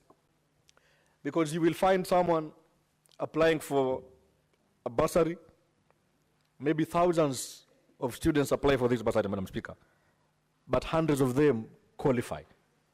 Then you have about other hundreds left out, Madam Speaker. So then what happens to those people who don't get this bursary, Madam Speaker? Secondly, Madam Speaker, we must have a conversation on making sure that as leaders, as politicians, we try and delink our politics from the future of the young children of Kenya, Madam Speaker. It is wrong for a politician to use a bursary program as a sole political tool to campaign for office, Madam Speaker. Madam Speaker, I was shocked the other day when certain leaders, and I won't mention names, Madam Speaker, because they are not present and they can't be able to defend themselves, Madam Speaker. They went round in funerals and public barazas, castigating some of us for calling for a scrapping of the bursary program, Madam Speaker. And I'm actually shocked because some of them were saying, Senator Chimera, for instance, grew in privilege. He never knew what it means to struggle in life. His father was a rich man. He doesn't understand why our people survive on bursaries. That is not the point, Madam Speaker. And I want to say, I have struggled. I come from just a normal Kenyan family. My father was just a low-key civil servant in Kwale County, Madam Speaker. He struggled to take us through school. I am a beneficiary of the NGCDF from Lunga Lunga constituency, NGCDF from Matuga constituency, NGCDF from Kenama constituency. Madam Speaker, you notice I used to benefit from 3 different NGCDFs, Madam Speaker. And because NGCDFs, just to pluralize NGCDF, and because my father had access to the sitting members of parliament then, by virtue of his work, Madam Speaker. But that doesn't make him a rich man in society, Madam Speaker. Madam Speaker, then I wonder, what happens to that young man from Kwale County whose father has no connection to even the village elder, Madam Speaker? That tells you ordinarily he or she can't benefit from this program. So this program, Madam Speaker, still speaks to inadequate funding to our students. It can be said the good senator is seeking to consolidate bursaries because I grew up without bursaries. Of course, I went through bursaries, Madam Speaker, and even recently, I think 2 weeks ago, I joined the area member of parliament from Sambweni in a very beautiful ceremony when I was issuing, I think, checks worth about Kenya shillings 14 million to various students drawn from Sambweni constituency. I have done the same with the area MP from Lunganua constituency. I have done the same with the area MP from Matuga and the good women rep, Honorable Fatuma Masito and Angaf. I have done the same with the MP from Kinango constituency, Madam Speaker. And Madam Speaker, we are not saying we are fighting our colleagues who are running bursary programs. But let us be truthful and honest in the way we do our politics. Let us sanitize our politics. You don't go around saying Senator so-and-so is on record as calling for the absolute abolition of bursaries. Let me remind these people, Madam Speaker, that what we have committed as bursaries, especially the county government's bursaries. I come from Kwale County and we have a very robust bursary initiative run by the county government. It used to be 400 million and now it has increased to 500 million a year, Madam Speaker, set aside for our students. That every ward in Kwale has about 25 million as bursaries in the Elimu ni Sasa initiative, Madam Speaker. And it's a very beautiful initiative because at least now I can confidently speak here that the people of Kwale have improved on literacy level, Madam Speaker. For far too long, we've been marginalized. Many years ago, 20 years back, Madam Speaker, getting someone to join the university was a celebration in my village.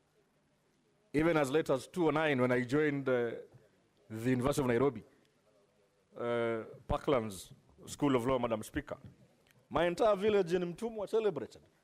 My entire village in Shimbails at Majimboni and Tabia celebrated.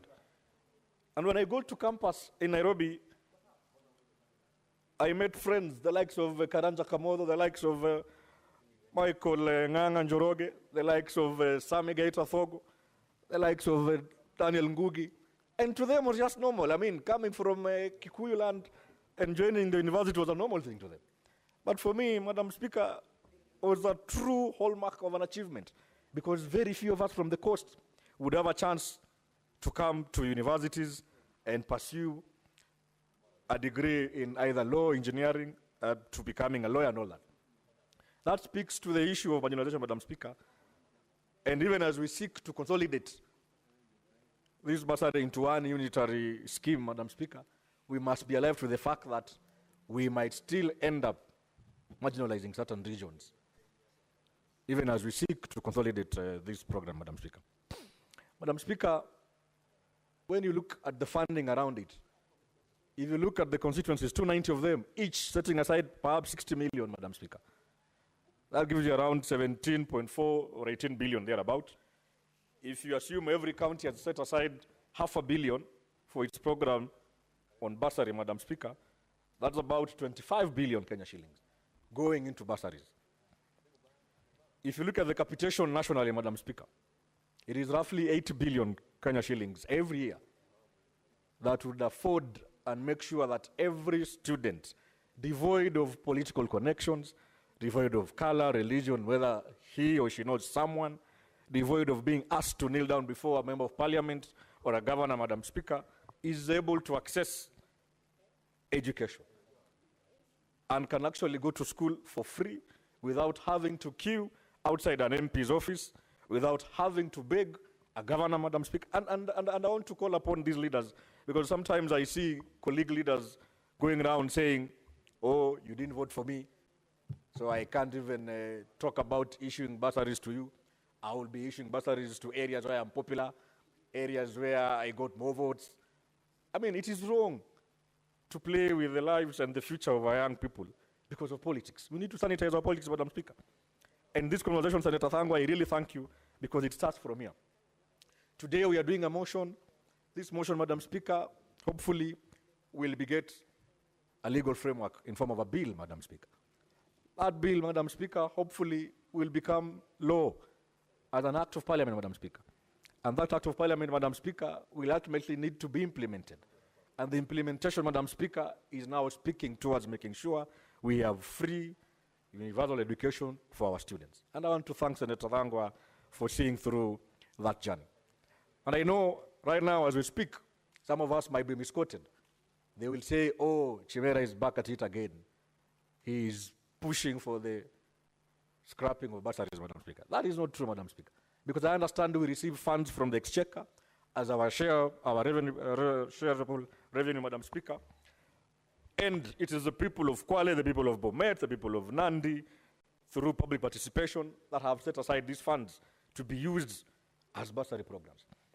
And there's an interest petition currently, and because I'm a lawyer, I wouldn't wish to speak into this or that matter, Madam Speaker, being petition number E012 of 2024, petitioner Laban Omosundi. Madam Speaker, you know Laban because we interacted many times with her at JLAC, against the State Law Office and the COB's office and many others.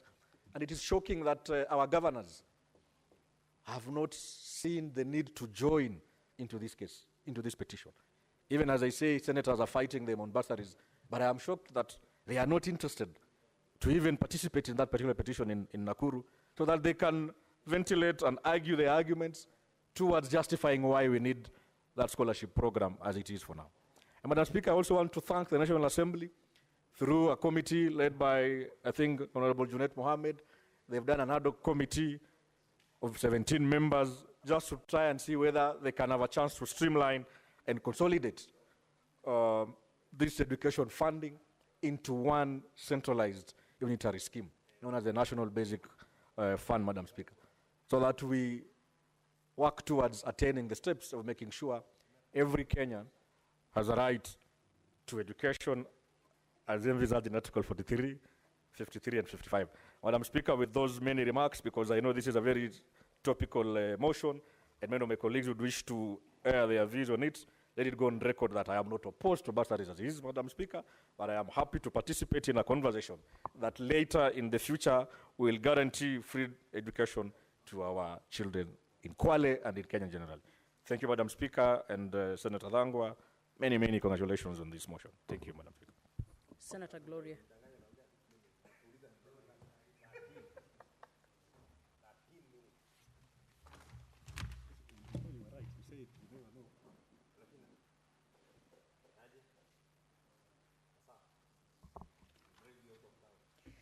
Madam Speaker, before I even give my submissions, I want to start by asking myself, what does the word bursary mean? Bursary, if you look at the meaning of bursary, they'll give you an explanation there that it is a monetary award. If you go further to check, what is the exact meaning of award? An award is a token of recognition or a prize. Now you ask yourself, here we are, a government and our constitution, we have laws that strictly tell us that under the constitution, the right to education is guaranteed. And this is guaranteed under the Basic Education Act, where it says that every child has a right to free and compulsory basic education. But here we are, legislators, giving awards, giving prizes, giving tokens. So, even just by the definition of it, someone will tell you that it is illegal.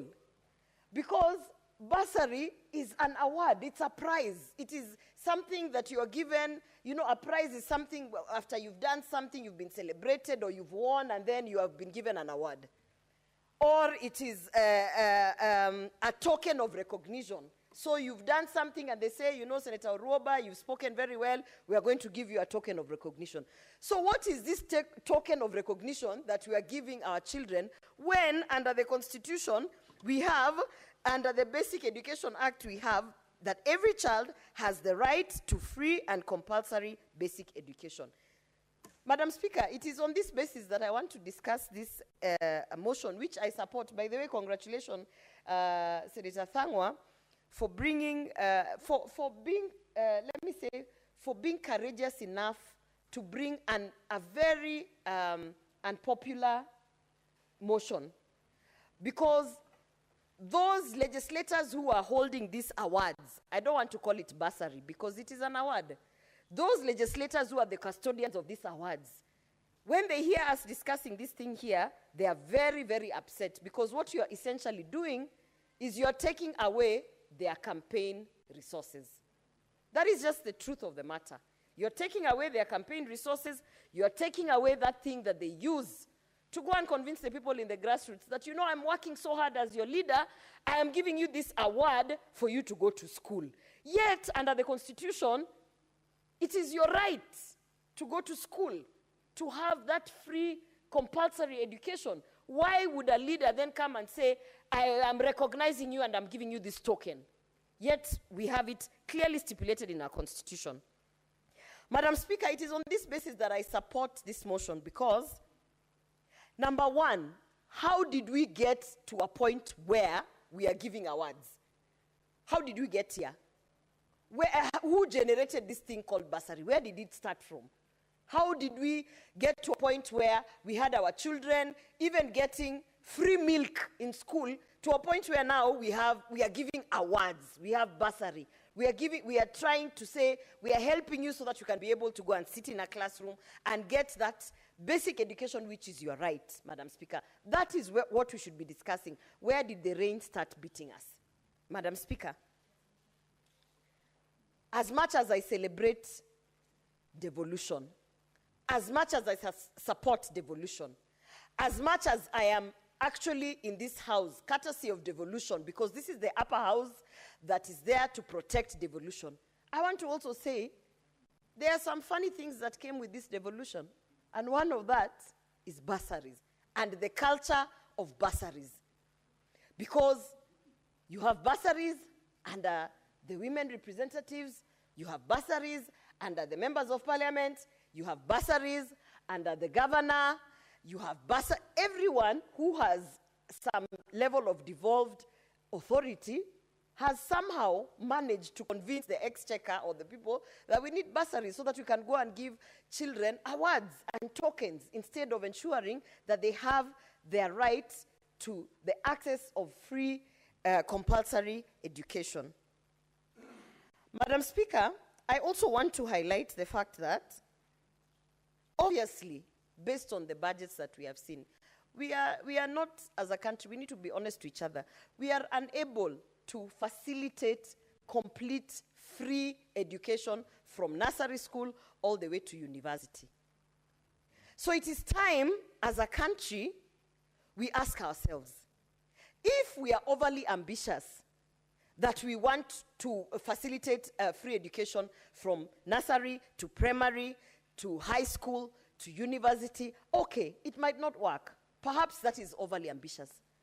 But is it possible then to have a conversation to say, can we at least have free primary education, completely free? When I talk about free, Madam Speaker, it is not that thing where you're told it is free, however, you have to pay 20 shillings for ABCD, or however, the board of management, together with the Parents Teachers Association, they have decided to come together, we have to pay motivation to have the teachers to come in class for 2 or 3 extra hours. Madam Speaker, let's have an honest conversation that should generate from this upper house, where we really want to push for equity, but we are also alive to the fact that as it stands, perhaps we cannot finance the full education all the way to university, but then let's talk about consolidating all these funds and ensuring that at the bare minimum, primary school education is completely free. Madam Speaker, someone might be saying, why primary school? Why not primary school and high school? You know, we are moving to a place where it is no longer about the certificates that you churn out. It's no longer about the theory. It is actually about the skills that you have. Madam Speaker, in developed countries, particularly in Europe, where I have had the experience of living, once you have that basic skill set, that basic education of primary school, and you have an idea of what you want to be in future, or at least you have some level of drive that puts you to a certain industry, Madam Speaker, then in developed countries, then what they do is they see, if this person is a musician, there's no point of me taking you through a whole other education system just to say that you finished your high school and now you have this certificate, and then you go back to now harness your creative skills. Madam Speaker, in developed countries, they give you the basic education, and then it is encouraged for you to pick up a skill that can actually translate to some form of monetary work. So, Madam Speaker, that is why I'm saying my argument would be, once we consolidate these bursaries, if we are unable to give a platform where we can have completely free education, both in primary school and high school, we should have an honest conversation with ourselves and say, let us focus on the primary. Let us ensure that in primary school, all the basic education levels are met. All the kids are taken care of equally. It doesn't matter from which region or which county, whether it is a provincial school or a ward school. Let us just make sure that all primary schools, it is free. Tuition, everything. Madam Speaker, I don't want to belabor the point where my colleagues have talked about how this bursary, which is essentially a token, an award, has been politicized. It is obvious. The moment you have a resource given to a leader who is in politics, the one thing they will do, which they know how to do best, because they are there to represent their people, is to represent their people. That's why you hear in some constituencies, someone will tell you that that member of parliament will only give bursaries to the clan where they belong. And that is literally the list. That is the expectations that is there from the people. So my thinking is, first of all, the whole idea of bursary is illegal. Because as I have said, Madam Speaker, the definition of bursary is that it's a monetary award. Why are you awarding children when our constitution says that they have a right to free and compulsory education? If we are being honest with each other, just by the definition of this thing, we have to all agree that, in fact, we have been engaging in illegalities. What we have been doing is we have been breaking the law. Because in one way or another, we are stifling and making sure that these children and these homes are unable to meet the financial expectation or the expectation to get to the institutions of learning, so that we can now come and award them and say that now we are the saviors. Madam Speaker, I support this motion because the very basis of this motion is to end what I call the help mafia thinking. The help mafia is the person that ensures that you remain poor, the person that ensures that you remain like you're struggling so that they can be able to come and help you, Madam Speaker. It has become a whole industry. I call them the mafia, the industry of help, Madam Speaker.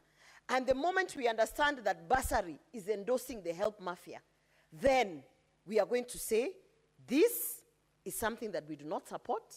This is actually an illegality because it goes against the Constitution where every child has a right to free and compulsory education.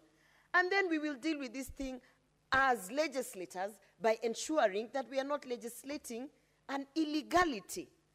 So congratulations, Senator Thangwa, for bringing this motion. And I do support this motion. And I look forward to a period of time where not only are we going to have free education, absolutely free education, but we are also going to have certain programs like we have seen in the past, including what we saw like Maziwa ya Nyayo, because that's where we need to go back to, where everybody could access education for free. Thank you, Madam Speaker. Senator Olekina.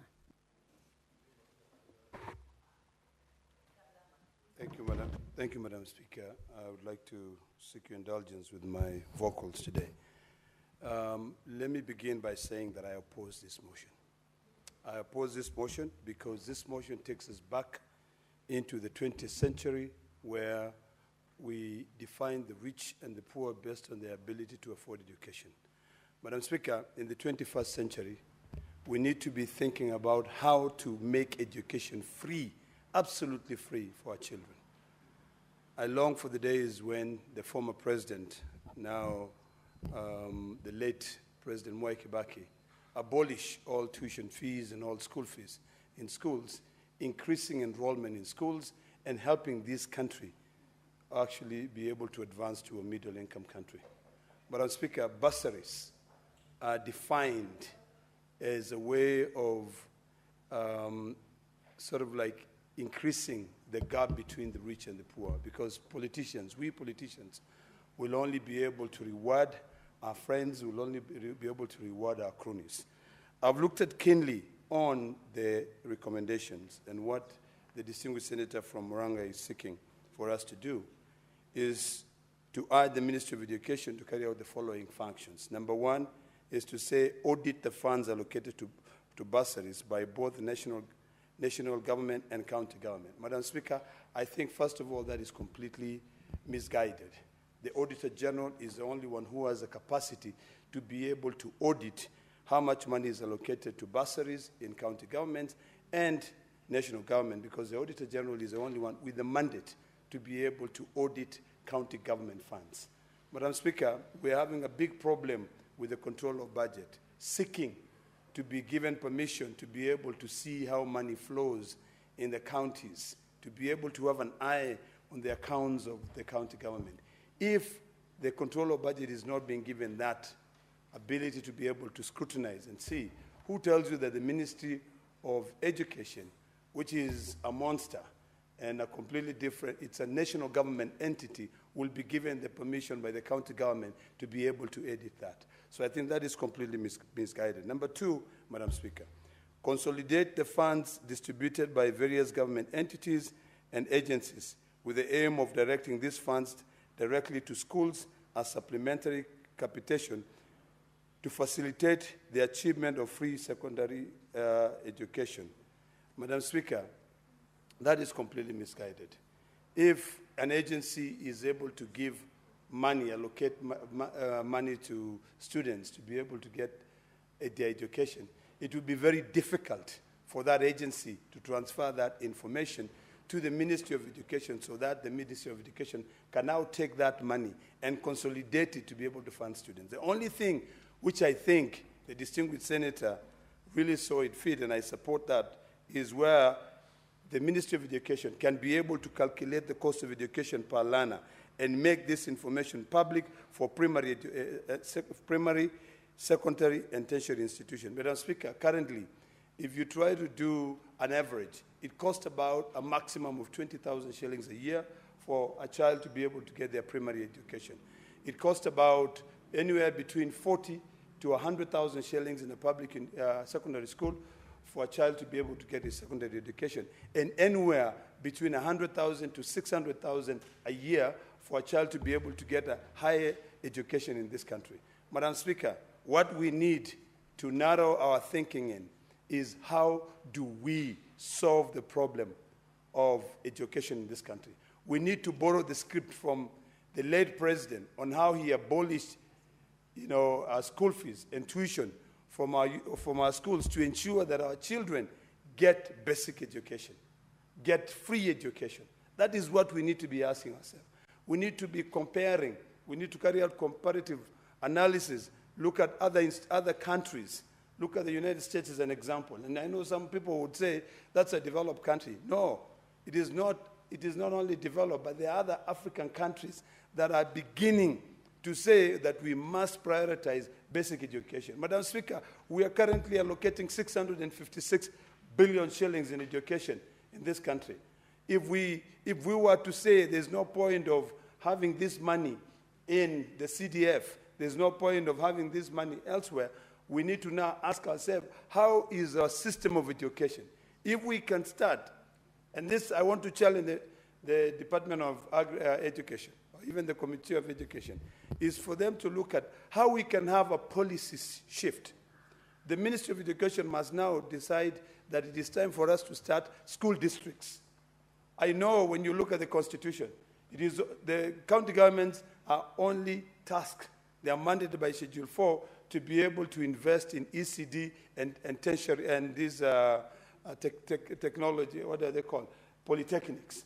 You know, primary school is a mandate of the national government. So what we need to do, first of all, is to look at the Constitution. Can we be able to change that? You know, if my brother is trying to borrow from Article 189 of the Constitution on roles that are carried out by one level of government to another level of government, then I think the best thing to do is to go a notch higher and say, let us look at how much, let us look at this task for basic education. Can we redefine basic education? Can we say basic education is ECD and primary education? Then we move that mandate to the county government, create school districts. When we create this school district, let us fund these school districts. Let us give them money. Let us give them government money, and also for county government money, and also we give them national government money. That is the only way we are going to be able to achieve free primary education in this country. If we keep on lying to ourselves that we can be able to consolidate funds, CDF, if right now we are having a big debate countrywide on the importance of CDF, who tells you that a politician from the National Assembly, who is the one who is passing the budget, will pass a budget that does not have CDF? You know, there are things that we should waste our time discussing, and there are things that we should just give up and say, it is time for us to now click the reboot button and look at our policy direction when it comes to education. Are we able to change? You know, my argument is very simple. We are not going to be able to consolidate these bursaries. A motion in this House will not be able to be implemented because you will be fighting left, right, and center. The only way for us to be able to get a solution to narrowing the gap between the rich and the poor, between those who have and who do not have, when it comes to the issue of education, is for us to go back to the Constitution. You know, for us to be able to change the system of education that we have in this country. How we fund education in this country is very crucial. There was a time when in the Committee of Public Accounts and Investment, back then, Investment Committee, where we are questioning county governments. Why are they building secondary schools? Why are they building primary schools? Yet it is a mandate of the national government. And a governor will come and tell you, then, if the national government does not want to build, what am I going to do? And the national government does not want to build back then because it was who you know, who is in the government. So really, the only way that we can guarantee free primary education and to be able to ensure that every child in this country gets access to education, whether you know Senator Ledamo Olekina or the distinguished senator from Moranga, is when we decide to scrap all these bursaries. Let's do away with the bursaries. Let us make it free education. That is the argument that I want to have. I do not subscribe to the school of thought that thinks that if we consolidate these bursaries, we'll be able to make sure that a child in Mosiro gets education, or a child all the way in Bishop gets education, or a child in Kirinyaga gets education. That child in Kirinyaga will only be able to pay their school or go to primary school, afford to have that 20,000 shillings if that child knows Senator Ledamo Lekina or Senator from Moranga. So, Madam Speaker, I completely oppose this motion. I think it is time for us to be realistic, to see what can help this country, and the only thing that can help this country is by us making sure that all the policies takes us to a point where there's free and compulsory education. Free and compulsory education. Yesterday, Madam Speaker, we were with the President in Narok, and the President said that every chief and assistant chief, it is their responsibility to make sure that a child who is of the age of going to school is taken to school. And if that child is not taken to school, that child, that chief or the assistant chief will be the one to answer why that child is not in school. I want us to go a notch higher. How do we ensure that that child who is not in school, because the parents cannot afford to take that child in school, that child is given an opportunity to go to school? Today we are talking about SHA. We have created a system in SHA whereby we will be able to access. If you can be able to pay for you to get medical, you have to pay. If you have very little money, you pay 200. If you have a little bit more money, you pay 500. Some of us here, we pay maybe 1,700 or something like that because we can be able to afford.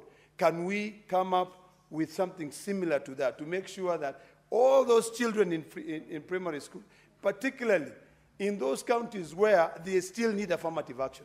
Today, Madam Speaker, if you go to Narok South, you'll be shocked. There are places where children are still learning in mud thatched houses. You know, first of all, those classrooms, we need to first of all remove those classrooms, create a good environment, build those schools. You know, once we build those schools, we employ more teachers. Once we employ more teachers, send the kids there, put more money in the Ministry of Education, or put more money in county governments, and ensure if it is ECD, it is 100% free. If it is primary school, it is 100% free. This issue of bursaries continue creating or widening the gap between the rich and the poor. Those who have versus those who do not have. Those who are well connected versus those just ordinary Kenyans who it is only them and their God. So, Madam Speaker, I completely oppose this motion, and I hope that my good brother, Senator Thangwa, can be able to advance his third request, whereby he engages the Commission of Revenue Allocation. He engages other research institutes, and to say, how much does it cost to educate one child? That is a discussion, my good brother, that I'm willing to engage in, a discussion that says, if it costs 20,000 shillings, how do we ensure that if we have 4 million kids that needs to be educated, we allocate enough money for those 4 million kids to be educated in each and every financial year? That is a conversation that I want to have. I believe that is a conversation that will help this country. Madam Speaker, I oppose. Honorable Senators, I wish to use my powers under Standing Order 34-2A to extend today's sitting by 15 more minutes to enable us to finalize this business. Senator Sigei next.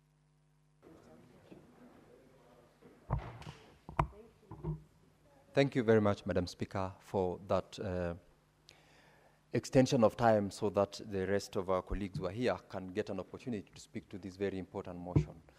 I would have wished when the Honorable Senator Olekina from Narok forewarned the House that he lost his voice and he was excusing his vocals. I would have wished that he would have extended the courtesy by letting us know that for the last 2 days, you've been hosting the President of the Republic of Kenya in your great county of Narok, where among so many other things, you've told Kenyans that such visits were not political visits, but project supervision, implementation, and commissioning visits. And by extension, I followed the sessions that you had. You are a great host because you showed the people of Kenya the kind of projects that Kenya Kwanza government has done for not only the people of Narok, but for the rest of the country, including the urge that you made that we need to unite Kenya as one country because we need to be one, and therefore it can only be an opportunity to extend a number of projects, the roads which were launched, the institutions which, including the later Plenary, that will serve many people, including those from the neighboring county of Bomet, as well as the title deeds which were issued to our brothers and sisters in Mau and in Kilgoris. That is something that I must say you had in your last 2 days, a great session, and therefore it is not in vain that your voice and your vocals definitely had to succumb. But nonetheless, you have also been able to prosecute this bill. Besides that appreciation, Senator Olekina, I, however, tend to disagree a little bit with you in this motion, because, Madam Speaker, on my part, I would like to join a number of my other colleagues in supporting this motion because it is one of those motions that this House, through the Education Committee and even the Audit Committee, has picked a number of issues with regards to the utilization and the awards of this fund called Bursary Fund by those who are currently administering. The Bursary Fund, which is actually a lot of money, is currently being administered by the county governments, by the members of parliament, the 210 constituencies, and as well as women members of county, that is the national GAF, and also at the national level, the Minister of Education. The motion, which I must congratulate my brother, Senator Thangwa, for bringing it forward, gives us an opportunity to speak to the challenges that, despite the intention that this bursary fund was aimed at, it has never achieved because of what we have talked about. It has been politicized to the extent that if you're not a friend to the person administering that particular bursary at the county level, you might never get it. If you are not related in any way to a member of county assembly, or you are not a supporter of, for that matter, to maybe the MP, governor, or member of county assembly, you actually run the risk of not getting the bursary, even if you really, really deserve to be a beneficiary of that fund. That politicization is what this motion speaks to by saying, if we consolidate, we will be able to make sure that the rightful people, the rightful children, benefit from this fund, because you don't need to sing the tune of a certain political class to be able to get the bursary.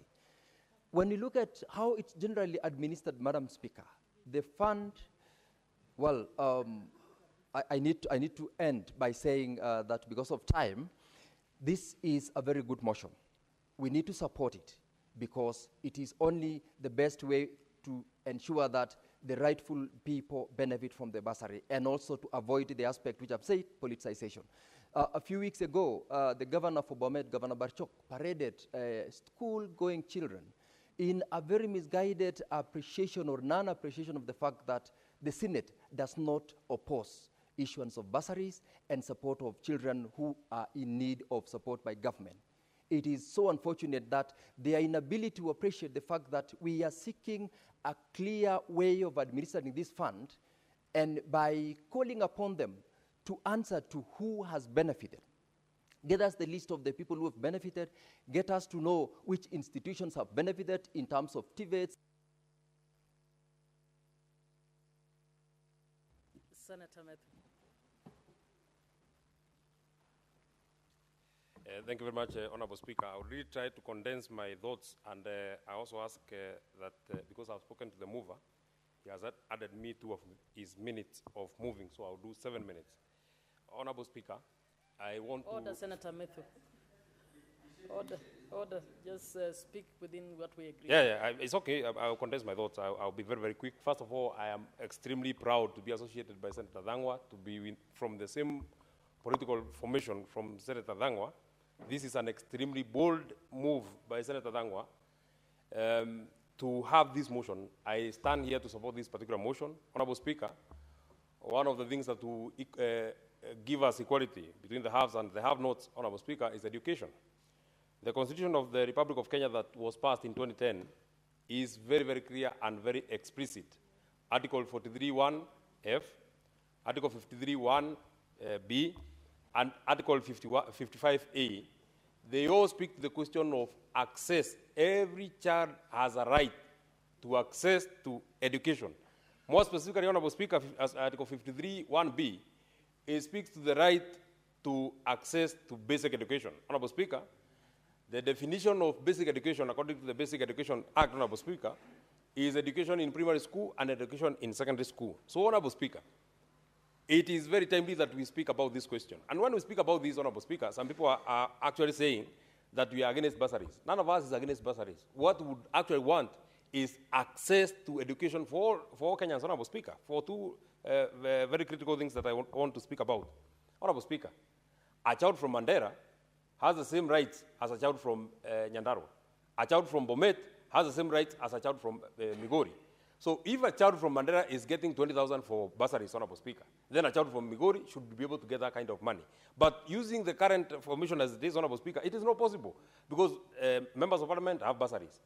Governors have bursaries. Now, Honorable Speaker, some constituencies have fewer learners than other constituencies. And the disbursement that is disbursed via CDF, Honorable Speaker, is almost the same. 75% of the money that is disbursed by CDF is the same for all constituencies. So imagine, Honorable Speaker, one constituency has 16,000 learners. One constituency has 2,000 learners. And 40% of all the monies that are coming for CDF are for bursaries, Honorable Speaker.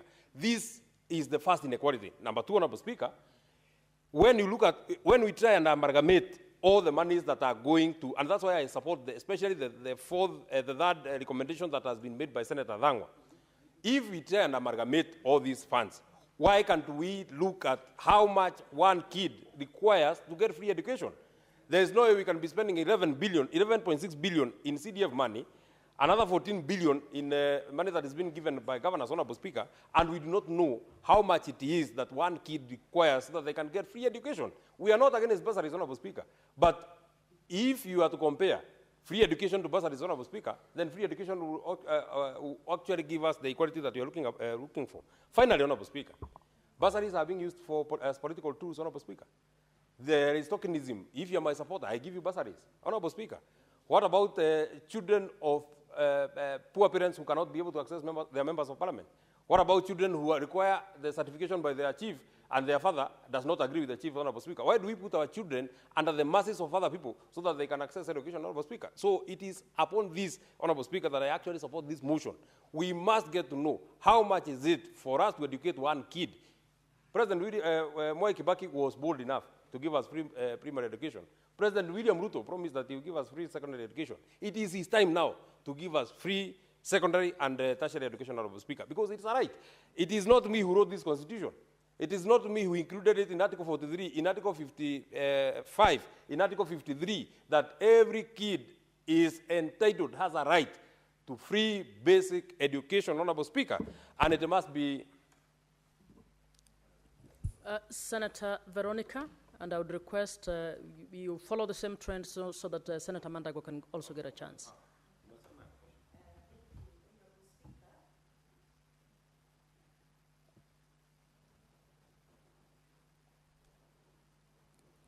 Thank you, Honorable Speaker, for this opportunity to debate this very important motion that has been brought to Senate by our colleague, Senator Karungo Dhangwa. Honorable Speaker, you may notice that all the senators who have debated this motion are very passionate about the decision that may be arrived at the end of this debate.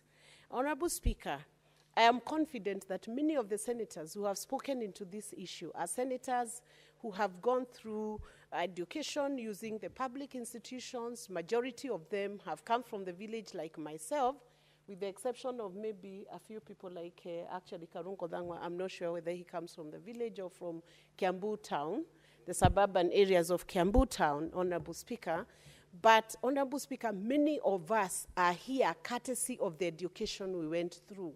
And this was undertaken by the Ministry of Education through public institutions. I am a proud product of public institution from nursery school to primary school to secondary school to the university, meaning that if during my years of growing up, I did not have a government that was responsive to the needs of rights of education to children, I may as well not have been here, Honorable Speaker. So I speak into this issue with a lot of compassion for those young children and young learners whom I meet every day in the county, in Murang'a County, and in many other counties in Kenya, Honorable Speaker. And I look at the funds that have been disbursed to various offices, including the office of the Member of National Assembly, the office of the Governor, the Presidency, all those pools that have disbursed the bursaries into different pockets, Honorable Speaker.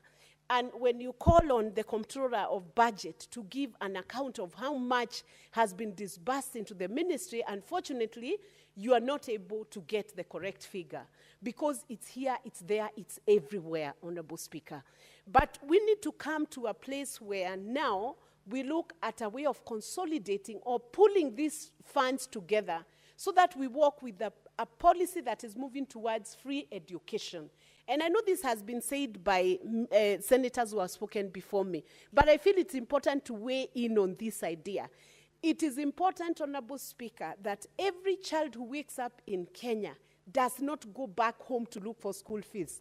I went back home to look for school fees, with the exception of the first term in secondary school, and exception of the last term, Honorable Speaker. And I know how painful it is to lose a whole week when you're a bright student and you're not able to finalize the work you're supposed to be in school, Honorable Speaker. So I stood up, Honorable Speaker, to say that it makes a lot of sense, it makes a lot of operational sense to pull in that money, send it direct to the schools, and cut back on the time parents have to go making applications, queuing in thousands outside an office, Honorable Speaker, only to be given 2,000 or 3,000 shillings out of what they need in a school fees schedule or in a school fees invoice that could be asking for 40,000 or 50,000, Honorable Speaker.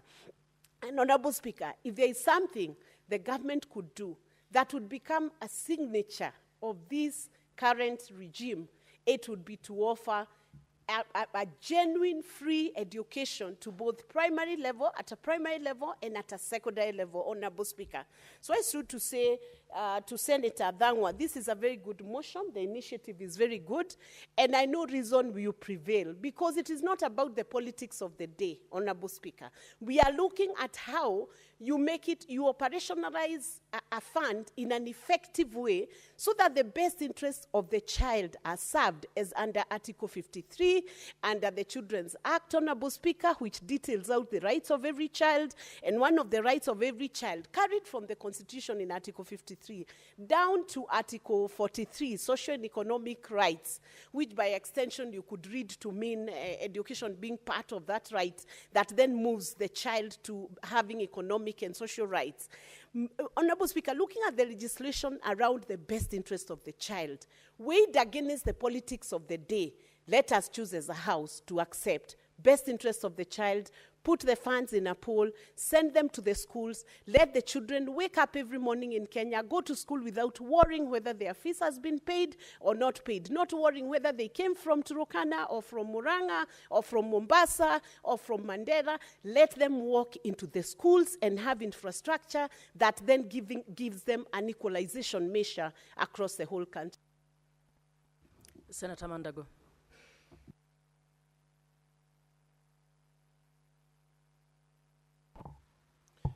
Thank you very much, Madam Speaker, for this opportunity to speak into this motion.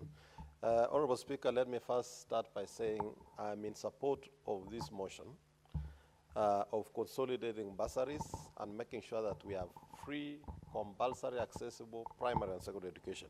Honorable Speaker, this motion first is giving us the opportunity as a nation to de-weaponize the use of bursaries for political gain. And political gain, Madam Speaker, is both ways. It's both to the electorate and to the elected leaders. Equally elected leaders are always under pressure, Madam Speaker, from electorate who threatens them that if you don't allocate me bursary, in the next election, you will not see the door of that parliament. You will not see the door of that county assembly. You will not be the governor of that county. You will not be the member of parliament, Madam Speaker. And Madam Speaker, so this motion serves not only the citizens of this country very well, it also serves the elected leaders so well, so that the responsibility of making sure that all the children of Kenya access education is left with the executive and the ministry, whose sole mandate, as per the law and as per the Constitution, Madam Speaker, is to ensure that all the children of this country, as their right, access education, Madam Speaker. Madam Speaker, we as a Senate are not against bursaries. First, we want to thank the policymakers who came before us, Madam Speaker, and thought of the good idea of bursary. Bursary has served its purpose for the time that was in place, because we do acknowledge that it had made it possible for some children to advance their education, which they would not have without bursary. But we are making the situation better by making sure there will be no application, there will be no need to see the chief, you will not need to know your MP, your governor, your MCA, or anybody. A child of Kenya at the right age would just go to school and advance their education, Madam Speaker. And so, Madam Speaker, I want to dissuade our colleagues who are using the political platforms to try and discredit a process that is actually going to equalize the children of Kenya. Madam Speaker,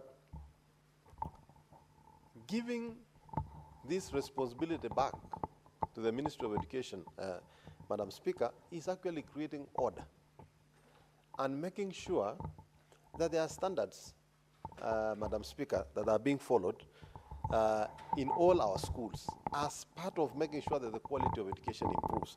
And therefore, I fully support this motion and want to thank the Senator for Kiambu, who, Madam Speaker, I want to confirm is a villager, and who went to a public school, that indeed this motion is going to solve the problems that we have had in this country. Madam Speaker, let me say that the government of Kenya and this country will never lack sufficient resources to be deployed to education.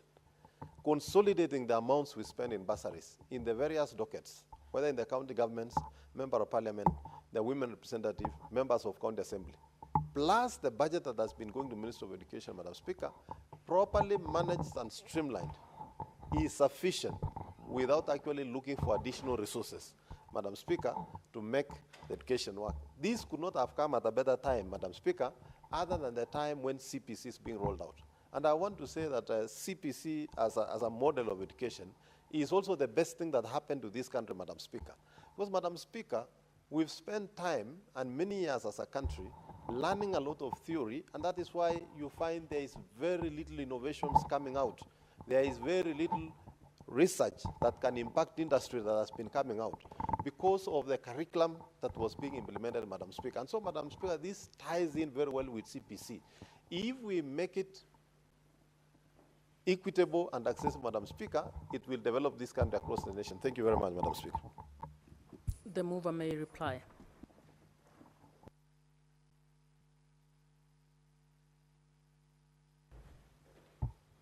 Thank you very much, Madam Speaker, for the opportunity to reply on this motion. And from the onset, Madam Speaker, I want to take this opportunity to thank every senator who contributed toward this motion. To be precise, this motion has been spoken to by 17 senators, including myself. And out of the 17 senators, Madam Speaker, only one has opposed the motion. Madam Speaker, to be precise, this motion is calling for free secondary education. This motion, and that is what was in the mouth of every senator who supported this motion, saying that we should have free education. And I call upon the President, President William Ruto, that the majority who have spoken have said that this country is ripe for free secondary education. And just like Kibaki, who gave us free and compulsory primary education, President Ruto can now make it his legacy and give us free compulsory secondary education. Because, Madam Speaker, it doesn't make sense to make free primary education, to make it compulsory and free. Then after we educate them, then you tell them, pay for your kids, Madam Speaker. If you made it compulsory, also make it compulsory and free in secondary school, Madam Speaker. Madam Speaker, we have come to learn that from the funds that I have calculated here, not once, not twice, Madam Speaker, the country has funds. And I would want to, as I answer some of the senators who are contributing, Madam Speaker, to answer Senator Ledama, who opposed the motion, Madam Speaker. And he opposed the motion because I think because of semantics. Maybe he got it wrong somewhere, but because he opposed but supported within the context. So I think was the issue of audit. When you talk about the ministry to audit, we are not talking about the auditing that is done by the Auditor General. We are talking about review, look into, research, Madam Speaker. And again, even auditing, every ministry has internal auditors, Madam Speaker. So I think they need to do that to tell us where we are at as a country, Madam Speaker. And also, Madam Speaker, if you read the resolution number 2 of this motion, we are saying consolidate. And I have to be clear here, Madam Speaker, because this is one of the issues that has confused the senator when you say consolidate. On this one, Madam Speaker, consolidate means integrate, harmonize, streamline, Madam Speaker, not necessarily putting it in one basket. I would even oppose that myself. I'm not calling for bursary to be put in one basket. Then we start dishing out the way we are dishing it out, Madam Speaker. That is centralization. And that is taking it away from the village now and bringing it to Nairobi. No, I cannot support that, Madam Speaker. What I'm saying is the money that you have for bursary, integrate it into the schools so that education can be free, Madam Speaker. And I want to demonstrate by saying, yesterday I calculated, I said MPs with 290 constituencies are giving 50 million per constituency. That's about 14.5 billion, Madam Speaker. Women reps are giving between 10 to 15 million per county. That is about 705 million, Madam Speaker. Governors are giving all the way up to 500 million. If you multiply that by 47 counties, Madam Speaker, that is about 23 billion, Madam Speaker. If you count what the ministry is giving us scholarship and bursary, if you count what the president is giving us bursary, if you count what the private members of private or corporates are giving the wings to fly, count all of them. I'm telling you the money that is out there is more than 50 billion Kenya shillings, Madam Speaker. And that is for government only without calculating the private. If we put all these 50 billion, Madam Speaker, divide that amount by 5 million students who are in secondary school today, 5 million. If we do that, every student will get 10,000 Kenya shillings. Today they get 22,000. So that will be 32,000. I mean, it's more than required for education here in Kenya, Madam Speaker. So the answer lies here by making education free, by putting all these bursaries and all the capitations and declaring secondary education free of charge. Madam Speaker, I've done my own research from the members who have supported, from the members of public. Even as we sit today, I have just received from my WhatsApp, Madam Speaker, a letter that I'm not going to read all of it, but it's a letter from the members of Mount Elgon Development Network, Madam Speaker. They have written a very nice letter that we should look at it as the Senate. And one of the recommendations, Madam Speaker, they have said separate funds for bursaries, channel to schools, and allow free and compulsory education, Madam Speaker. This is from Mount Elgon. I don't even know who they are, Madam Speaker. If I read one or two names, there is Janet Chemchai, there's Lynette Chepkemoi. It is written and signed by Kanoritach, Cherotwei, Simoto, all of them, Madam Speaker. So this tells you the time is now and the time is ripe for us to give this country free secondary education, Madam Speaker. Madam Speaker, when I talk about calculate the cost of education, and it was also raised here, we want to know how much does it cost, or how much does one student or one child, how much do they require from Form 1 all the way to Form 4? Once we get to know how much, we just multiply by the number of students, Madam Speaker. The moment we multiply, the country will know the amount of money they are going to budget for education. And once they budget, we make education free. Last time the CS was here, said they have not calculated. That's why we are now telling them, calculate and report to the House so that both the National Assembly and this House, we are able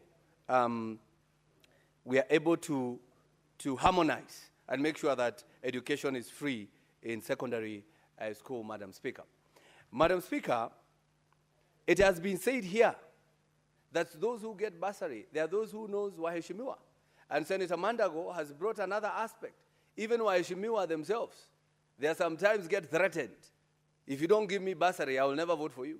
So we are helping everybody in this aspect, Madam Speaker. We are helping the member of parliament not to be threatened. And then we are helping the voter to find education free. And I want to tell you, Madam Speaker, there are two people who pays for education. And there are two mamambogas who pays for education.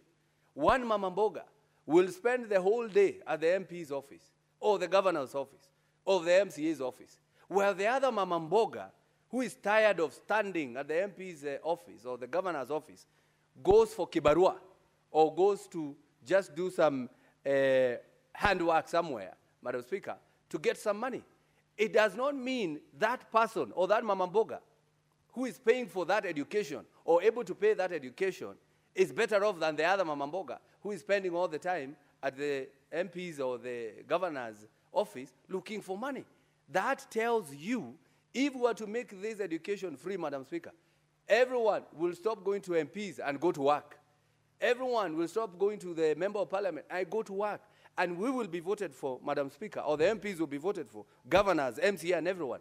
Not for how much you gave me as 2,000 for bursary, but how much you defended my right to have basic education. And basic education, Madam Speaker, is that primary and secondary education, Mr. Speaker. Mr. Speaker, and it's also good to quote, because I heard she is a young lawyer, Senator Karen Nyamu. She said something that was intriguing, that free education is the equalizer, but bursary is the divider, Madam Speaker. So that is something that we need to tell everyone who is concerned when it comes to paying for education or funding education, Madam Speaker. And this should go on record. Senate is not fighting bursary. Senate is only saying, let's put this money in school and make education free.